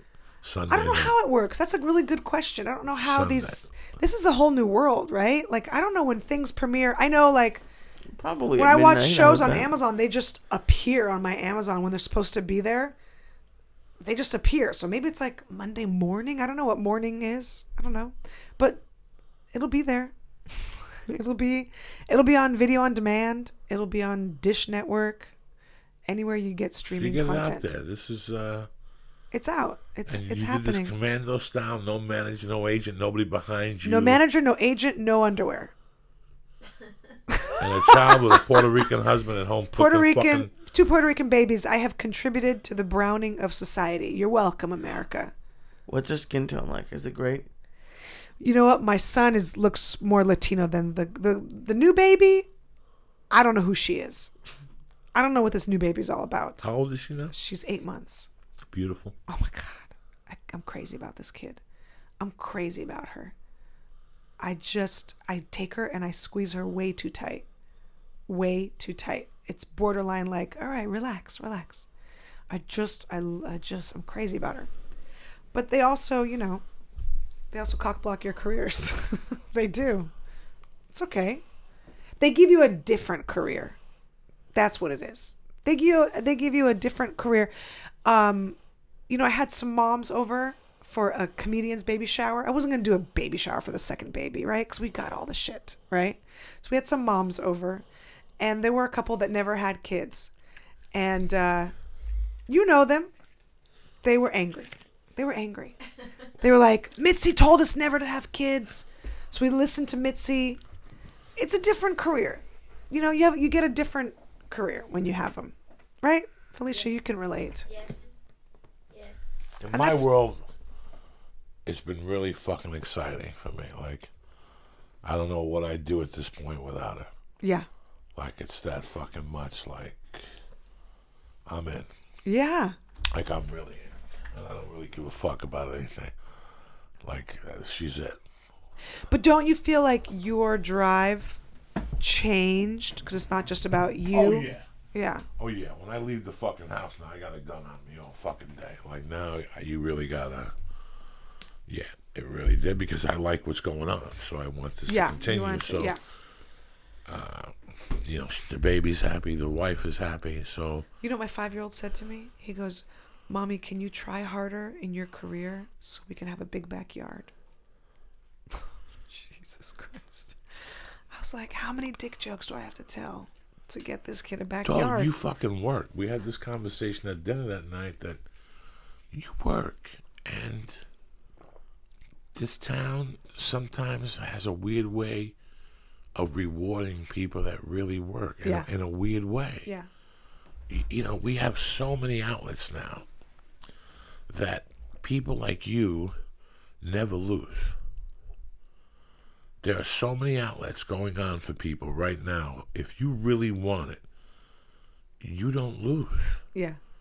Right now, there's a kid in Indiana, saying, "Man, I love comedy. You know what? I'm gonna put a brick wall here, and he's gonna fucking put a fucking GoPro on the wall, and he's gonna tap into Periscope, and every night, that's how Johnny. You know, you never fucking know. Right. This kid's gonna transmit all over the world from a fucking wall like this." Yeah. That costs you $35 fucking dollars, you know, a brick wall, and that's how easy it is. You don't need anybody today. Nothing. There's an app on that fucking computer, if you stay up tonight, that you could pay-per-view an event. You could pay-per-view in a fucking event right now. And start with 0, and every week go up there and go, "You're missing life, $44.95, and you'll get 2, and then you'll get 4, and then you'll get 8, and it's $44.95. That's what fights are, you know, HD. Yeah. $44. They don't know who the fight. And eventually, people start going on a Friday night and going, I'm not saying you could charge $44. Right. But my point is, if you had a fucking thing that came up to you, you know, and there's got to be a search engine that you go, people who stay home and smoke dope. You know, people have taken surveys that they enjoy staying home or smoking dope, or people that watch a lot of YouTube videos or something. There's got to be something that you can measure people's computer by YouTube hits and get a message to them and say, "Hey, there's a pay-per-view event tonight. Yeah. Comedians from the Ice House, $5. How many fucking people, comedy clubs are thinking about that right now, going, should we say something before somebody else says something? Yeah. Or fucking should we just wait for some fucking genius to go fuck going out to comedy clubs? For $8 a month, you could watch comedy fucking live every Friday night from your fucking house. But here's the issue, though. How would you deal with the new content? Because if you're doing it every week from on the internet, people can watch anywhere. That eliminates touring. People are home. So what do you say? Like, you'll just be like, it's the same act? What do you I don't fucking know, Lee. What are you gonna ask me these stupid questions? Who gives a fuck?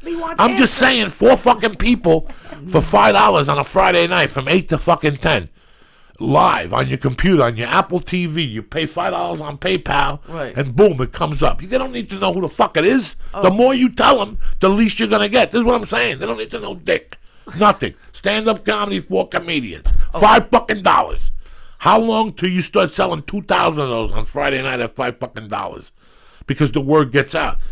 You know what I'm saying? David Tell, what are you doing Friday night? Nothing. You're in LA anyway. You ever go to Gardner Stages? You ever go to Gardner Stages downstairs on some fucking... Gardner. Yeah, please, yeah, the yeah, fucking yeah. Thai place. The Thai place around the corner. It's disgusting. You go downstairs. You get 14, 15 fucking... They did comedy there for years. 11 o'clock, that kid, they even taped the fucking show. That kid that comes on at 1 o'clock and talks about music and bands. He comes on NBC. What the fuck is his name, Lee? Carson Daly. Carson Daly used to go there on Friday nights, and they would do comedy there, and he'd tape it. All it seats is 40 people. Oh, okay. Who gives a fuck? Yeah, you think the people who Gardner Stage people won't even know what the fuck you're doing?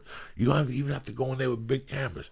You go in there with fucking... You get some genius to put a splitter together and get 3 GoPros right on Periscope. Right on fucking Periscope. Yeah. He was telling me that there's women on Periscope that show you their pussy for money. So that's already going on fucking Periscope. Well, that was a matter of time. I mean, Comedy's obviously. fucking next. Comedy's But next. how do you charge people on Periscope? Lee, how did they do it on Periscope? Well, on You have Periscope... to buy tickets or cookies or some shit. Well, there is... Right, you got to buy something weird. They had a scam already. Right now, there's a fucking kid going, wait a second. I live in Sherman Oaks. You know what you should do? You know those cam sites where like the girls get naked? That's it. Same Do thing. comedy on there. Do But just comedy do on it right there. on there because they get coins. Just overtake it. There's people who sit at home and play video games, and people pay them to watch them play fucking video games. Yeah. They're rich kids, okay? Same thing. You just keep throwing people up in a room. Coming to the stage. Flam, bam, thank you, ma'am. He goes up there, lights himself on fire. If you like the act, put money in the box. Just like Jerry Lewis in his fucking telethon. That's Same a great difference. idea. Do a telethon. Eventually, it's going to fucking happen. Some Yeah. slick ass is going to go, you know what? Yeah. I had an idea for a show. They gave it to Steve, whatever, Hostetler. He got the Hofstadter, laughs. yeah. And we're going to do our own fucking laughs at 11 o'clock at night on Saturday and go head to head from a cave in Hollywood. And let's see who fucking shows up for $5. There's 1,000 caves in Hollywood. Thousands by Schrader. Yeah. All those wild streets. There's thousands of rooms, guys, you don't know about. Yeah. What was that girl's name that used to do a Japanese restaurant on Cahuenga? You fucking giggle about over there. Remember? And it got big, too. Oh, yeah. 8 years ago. That was a Was haunt. it a Japanese restaurant? Yes, it was an old mafia Japanese restaurant. They didn't have sushi. They sold sake, and that's it, motherfucker. That's all you get. We don't even have crackers here. I do remember. Do you remember? All those little rooms there are still there. Like now Stout's there, and there's a bunch of Right. 24/7s there, and Yeah. they changed Houston's and all that shit.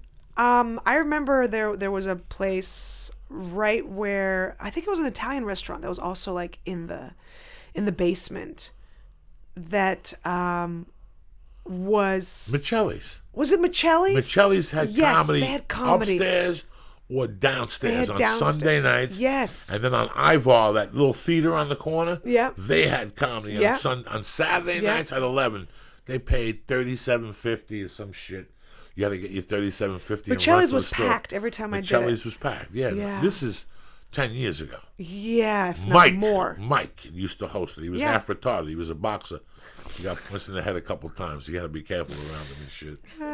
He was also a waiter. He's not there no more. Something happened. I don't know what the fuck happened.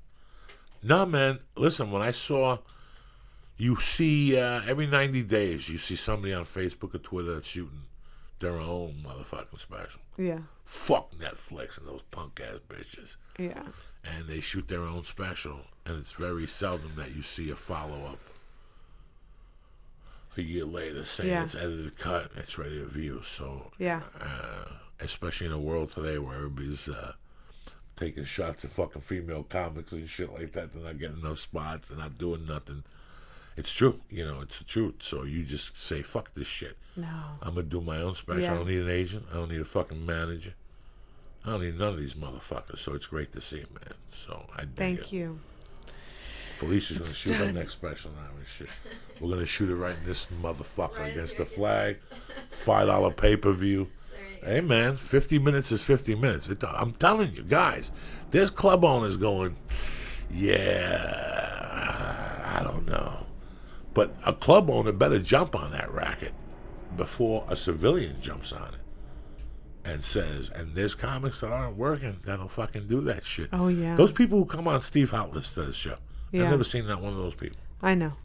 Not one of those people have I seen at a club, and I'm sorry, I'm hip. I try to be hip to I younger don't think they comics. pay the comics anything. No, well, they took him to court, and now they pay him. Now they have to pay him like a 1 day shoot fee, whatever. Oh, okay. I think they're whatever paying scale them is. $20. The first season, they paid the comics Laughs? $20. Is that the Yeah, show? Yeah. They weren't paying him. They weren't paying. Oh, they weren't paying them there at was all? no. I mean, I'm not gonna say not at all because I read the article years ago, but there was like very low if they paid them. Yeah, I think it was like $20. And the executive producer just said it's for it's to get seen. It's Exposure. exposure. That's the Yeah. word. No. Which is But the- somebody yeah. sued him, and I don't know what they had to pay him after, but they got to give you at least. Comes on Fox, Come 11 on. o'clock. That's Mad TV money. Yeah. So the same money Mad TV paid, they Come got to on. give you half. They have to give you something. Even there's no comic who I'm surprised that more reality stars haven't sued, or any reality stars haven't sued, production companies. Oh, the contracts they they- have are insane. The money that they've made off of them.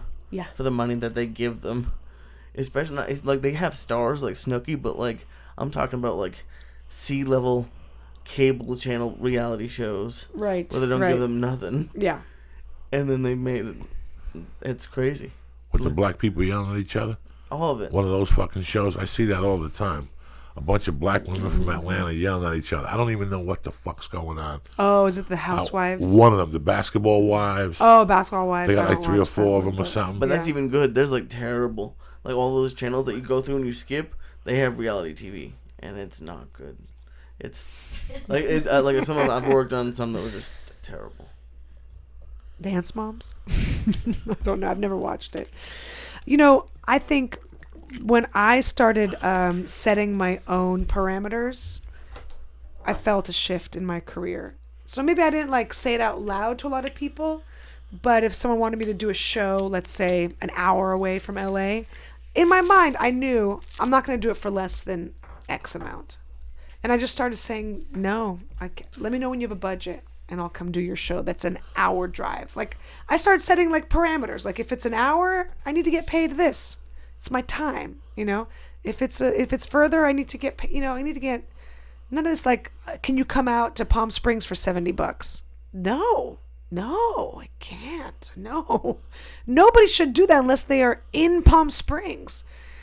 I mean, I've done it already. I've done it. Thank you. But it comes back to the whole exposure thing. It's like, I appreciate it. Thank you for calling. Let me know when you have more money in your budget. Well, there's a lot of scammers out there. And right now we live in a Hollywood where Monday through Thursday, the clubs know that they won't do dick.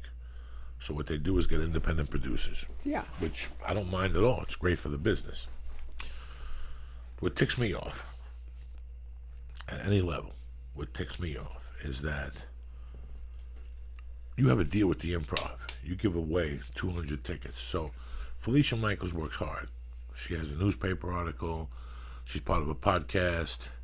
She just had a special. She's relevant. Okay? They put Felicia on the show and Dane Cook. You know, they sell half the room. The Improv gives them $600-700. And again, and I hate to say this, I wipe my ass with the $100 that you're gonna give me. Yeah. But do me a favor and make the fucking effort. Take $50 from the $7 you're taking and pay 4 of the guys. Let me at least, you know what? Don't give Felicia $50. Give Lee, who did 7 minutes, give him $50. Yeah. Felicia won't mind that. She's a real comic. She knows what it is to be that fucking guy over there. You know, you do these producer rooms, nobody even says thank you. Then they call you once a room, they put your name on there with free fucking tickets, and not even a fucking friendly fuck you. You know what I'm saying? Like, it just gets to the point where there's a lot of sneaky fucking people out there. Yeah. I had a situation years ago. Like, for some reason, for 2 or 3 years, people kept calling me for YouTube movies. I had a string of 2 fucking years that it was either a YouTube movie or $100 a day movie. Okay. And I just said, one day I go, you know what? $100 a day movies, again, I'm very flattered that you thought of me, but it's $250 after taxes, which I got to pay an agent $10. Number two, I got to dry clean my own clothes. And number 3, you're going to shoot at night because you're so fucking cheap. You got to use like the cemetery across the street at 3 a.m. Right. Which means I don't fucking sleep and I lose a day. Usually when you agree to those $100 a day movies, guess what happens Thursday? You got 3 guest star auditions and they really want to see you at 10:15. But you already committed to this jerk off for $100 a fucking day in a cemetery at 3 a.m. That's when you say, you know what? Next time somebody calls me one of these, I'm not fucking doing it. And I did that. And I got a call once. And the agent called me and he goes, hey, they want to use your $100 a day movie. I go, I'm not doing it. I'm not fucking doing it. And it was a fucking one-armed MC. What? I need this in my life. I need this in my life, Felicia. I'm smoking dope. Yeah, they go like, put the arm behind you and they want you to go out there and be like Lurch and shit. Lurch? And I was like, listen, I don't want to do it. And my agent kept calling me, listen, they called you from that movie again. They really want you to fucking do it. They'll throw another arm in if you'll do it. No, they'll make you a 2-arm now. They'll really give you 3 arms if you'll just do it. They really want you to do it. And I go, I'm not fucking doing it. And then they call back and they go, they want to give you $750 a day. It's 3 days. They promise they'll send a car for you and you're in and out. And I go, listen, dog, I don't want to fucking do it. It's a really interesting story. A week later they call and they go, Joey, they're coming up to the date. They don't want to fuck around. What do you want? And I thought about it and I said 3 days. And they said, no, it's 1 8-hour day, 1 like 3-hour day, and 1 like 2-hour day. And I was like, you know, where's the shoot? You know, again, it was like the edge of fucking hell. Like some town I never heard of in between like Bakersfield and El Segundo. You know, one of those towns that you don't even know. It's called L.A. No. Between It was Bakersfield and El It was like Segundo. 4-hour drive. So that's 8 hours. That's 4 each way. 3.5 hours. There's no airport. So it was 7 hours to Fresno? get up there. No. It was like one of those places where they say to you, do you know where Bakersfield is? And you're like, yeah. And they're like 62 miles north from there in a small town called like El Bombo or something. You know, it was one of those things. Right. And I did the math and I go, you know what? I could really use the money, but I made myself a promise. I thought back to that fucking graveyard at 3 in the morning. I never want to feel like that again. Call them back. I said, I asked for 5 G's. And they called back and said, done. So they had the money. They had the money. Yeah. Oh, So please. what the fuck's going on? They always have the money. Those $100 movies, they always got the money. Because they make the stars producers. So that fucking dude that was the third guy in the movie with Matt Damon and the other guy that didn't have 2 fucking lines in the movie, now he's the star of this one. And he's a producer and the fucking actor. So he gets like double rate and the producer's rate. He's there with a smile on his face and they're bringing him fucking, what's he drinking? Champagne cocktail. No, he's drinking Starbucks. They're bringing him Starbucks. You're sitting there drinking that communist fucking coffee, you know. And he's giggling the whole way because he's making money on this fucking movie. Meanwhile, you're jumping fences and getting chased by fucking dogs and shit like that. So I told him, no, forget it. They're like, well, Joey, they're paying you money. I go, Doug, I'm not doing it. I'm not doing it. I got comedy that weekend. That means I got to call the club and cancel it for what? A movie that's nobody's ever going to fucking see. Let's fucking face it. Yeah. And before that, I got a call. Like a week before that, some jerk off about a baseball movie. I can't even say the names of the people that he had in the movie. He called me to sell me. He goes, I got your name from a chiropractor. What the fuck are you talking about? When he told me he knew you, I thought you'd be perfect for the role. I said, send me over the script. He goes, it's a great shoot. You're going to shoot for 8 days. I go, where's the shoot? He goes, Utah. And I go, Dog, that's not going to work. I can't be away from my family for 8 days for $100 a day. Oh my God. Yeah, but it's 900 plus overtime again. It's 9 fucking days. I can't do it. No way. You shoot 3 and send me home for 4 and I'll come back. But it's not going to work. No. And the guy called. And he made me a pretty sweet deal. Plus he got me a weekend at the club. And Wise Guys. And Yeah. He goes, I called the owner. He'll give you the weekend. You could do a door deal. And I said, you know what? I'm not doing a $100 a day movie. They were pissed. And then I downed this other guy, the one-armed fucking bandit. Yeah. And I said no, and I said, you know what, I'm a fucking asshole. And a week later, I got the De Niro Stallone movie. So, sometimes you make a personal promise to yourself. Yeah. Like, I didn't say nothing to Terry, I didn't say nothing to Felicia, I didn't say nothing to Lee. I just said, I'm done with that, dog. You know what? I used to follow Paul Mooney at the Comedy Store at midnight. That means something in my fucking world. Right. Just because I don't have a sitcom and shit, that's my fucking medal. Who gave it to me? Me. That's who fucking gave it to me. And you make that decision. And a week later, I got the call for the Stallone movie. Yeah. Whether the movie sucked or not, I didn't work for $100 a day. Right. That was the fucking point. I just said, no, I don't give a fuck. Fuck my insurance. It'll work out. Somebody will fucking hire you for what you're worth. That's what you said. Somebody will hire you for what. Dog, you got to see my Facebook. I wake up every morning with 6 messages. 4 of them are tremendous deals. You got to see the deals in the offers I get. And, Well, I'm glad people you think bring they're it doing up. me a fucking favor. Not doing me no fucking favor. I have a YouTube thing that I wanted you to do for me. Look at Joey's I ain't doing face. no fucking He was YouTube. drinking while I did that bit. I should have telling waited. you. His telling face you was right like, now. oh, shit. No, because that's how... Listen, I didn't get thrown out of the store.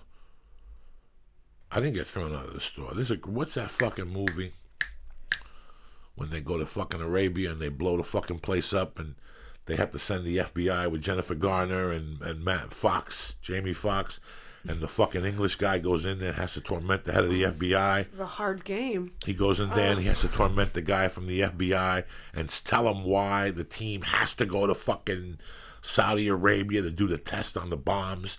And the guy's like, we don't have the diplomatic immunity. He goes, listen, man, I'm going to fucking quote a speech. The Kingdom. And The Kingdom. 07. That's a fucking badass movie. I was going to say Ghostbusters. And he goes, I was way off. He goes, I'm going to tell you a little speech that MacArthur made, whatever. He's fucking slick, this white dude. Slick.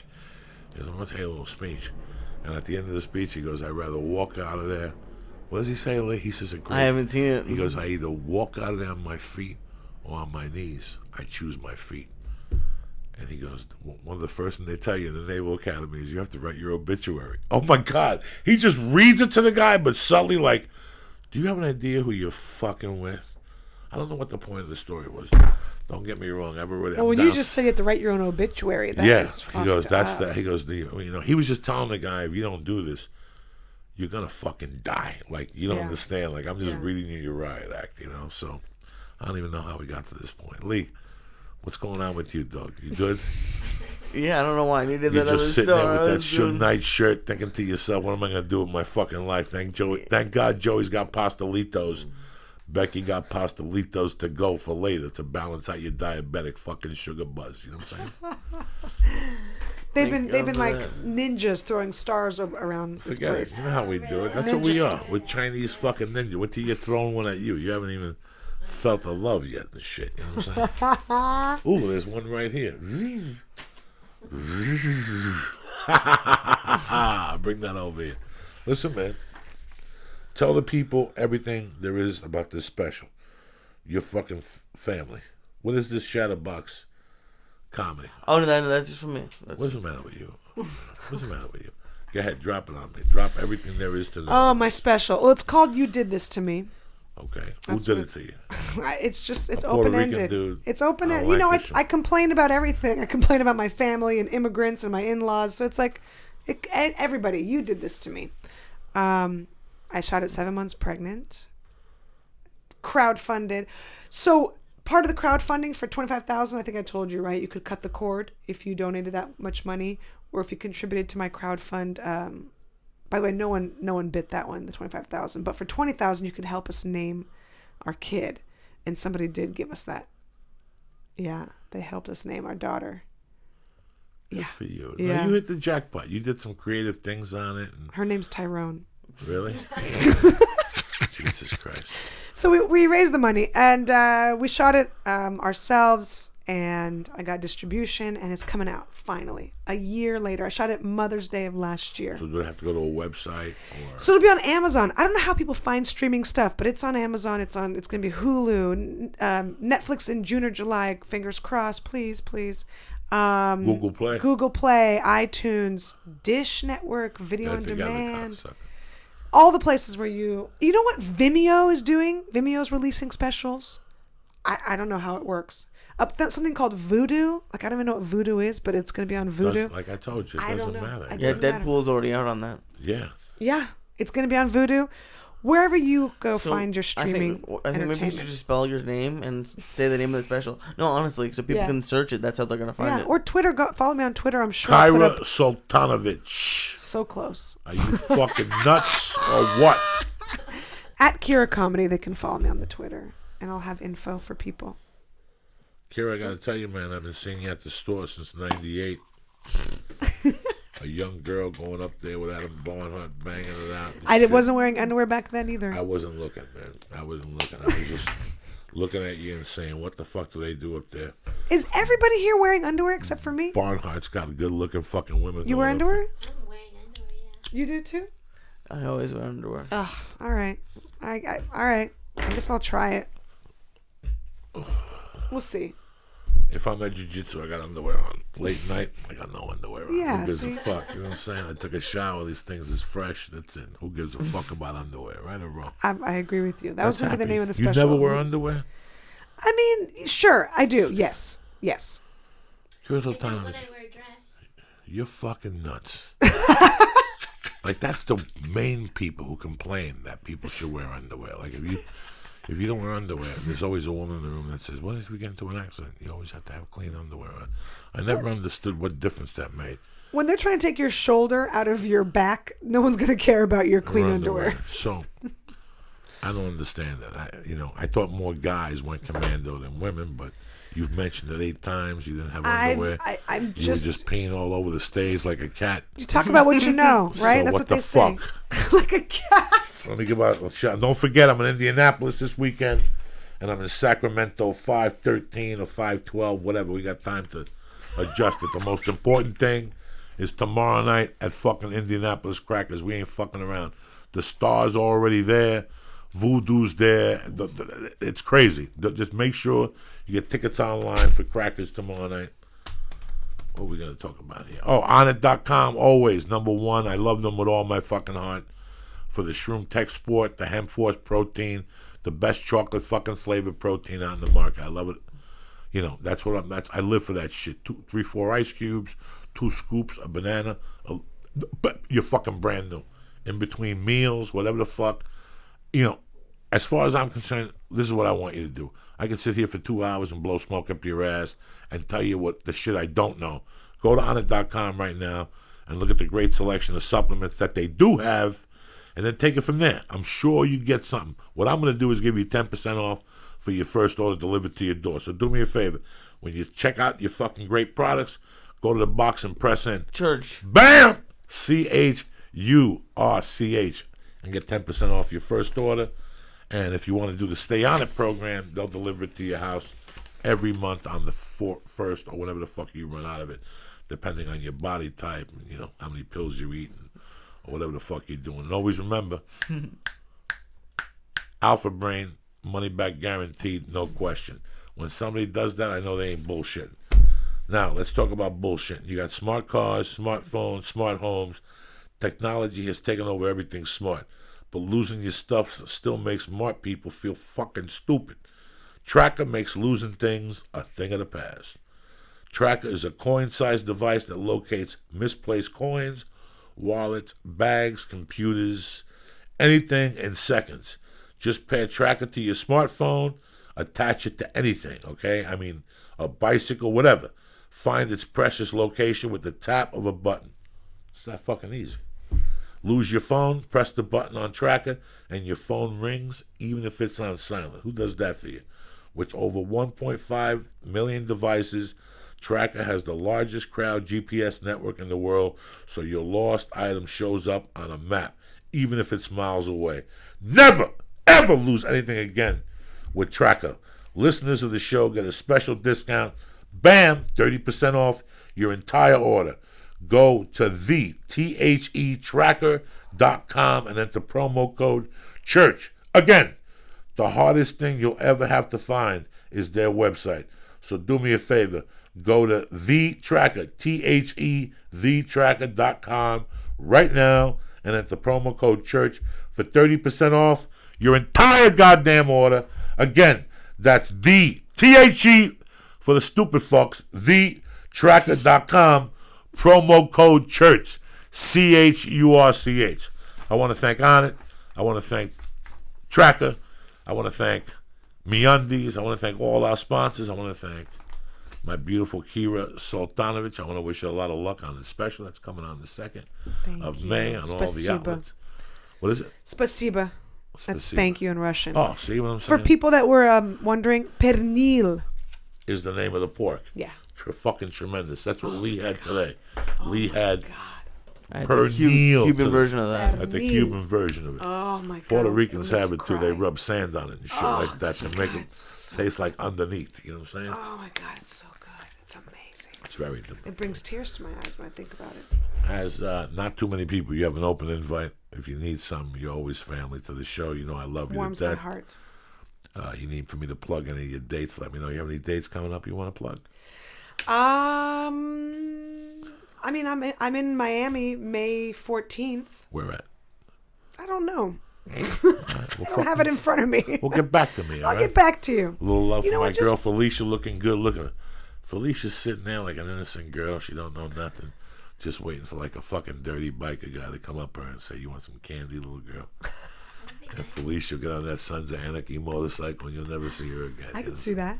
That'd look good That's on what you. Felicia needs. She needs a white biker like Jax Teller. Like, you know I could see her playing Gemma. Fuck, no, she ain't fucking Gemma. Gemma's a filthy animal. This is Felicia Michaels. You know what I'm saying? Her muffler's clean. Do you see how nicely her hair is put together? Jenna's been on a motorcycle. You know what a motorcycle seat does to your pussy after 15 fucking years? It makes it numb. You can hit it with a blowtorch. You understand me? One of those leather motorcycle seats, you sit on that thing on a July day, that soft Corinthian leather. It melts the clitoris. It fucks it up. You got to go on Wikipedia. I'll tell you all about it. Is that why I love she's you so mad? motherfuckers, huh? Is that why Gemma's so mad? No, all women. You ever see biker chicks? They walk fucked up. Their faces all fucked up. between the wind hitting their face and the way the seat. It's not ergonomically Callus on damaged. their vagina. They have calluses, Yeah. and the motorcycle engine is right under your vagina, which is the shake, is what creates the whole sperm shake. If you do this constantly, you lose the footing in your pussy. You got nothing. They can hit it with a blowtorch, a hammer, a stick of dynamite. You're doing your nails. It just makes sense. All those biker bitches, they're numb. You looking at me like I don't know what I'm talking about. I know exactly what I'm talking about. I know all about this shit. I knew some biker bitches back in the day. They have kids. Those bitches had kids, and their heads look like they got bit by the mosquito already. The kiwi, whatever the fuck it is. Is that from The Zika. I don't Zika? fucking know. Is that from the sperm Bit by a shake? mosquito. What says Does it? the sperm shake cause the thing on the head? No, dog. But even All those mosquitoes they got on the bike, you know, you get them stuck in your teeth, Okay. and they got the encephalitis. why do we gotta talk about this shit? I love you, motherfuckers. Have a great weekend. Stay safe. See you in Indianapolis. Stay black. One more time, my girl Kira Soltanovich, May 2nd, and Lee Sayat and the beautiful Felicia Michaels. Stay black. Hit it, Lee. Little war pigs for these motherfuckers.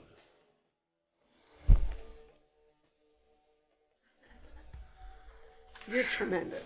So You are.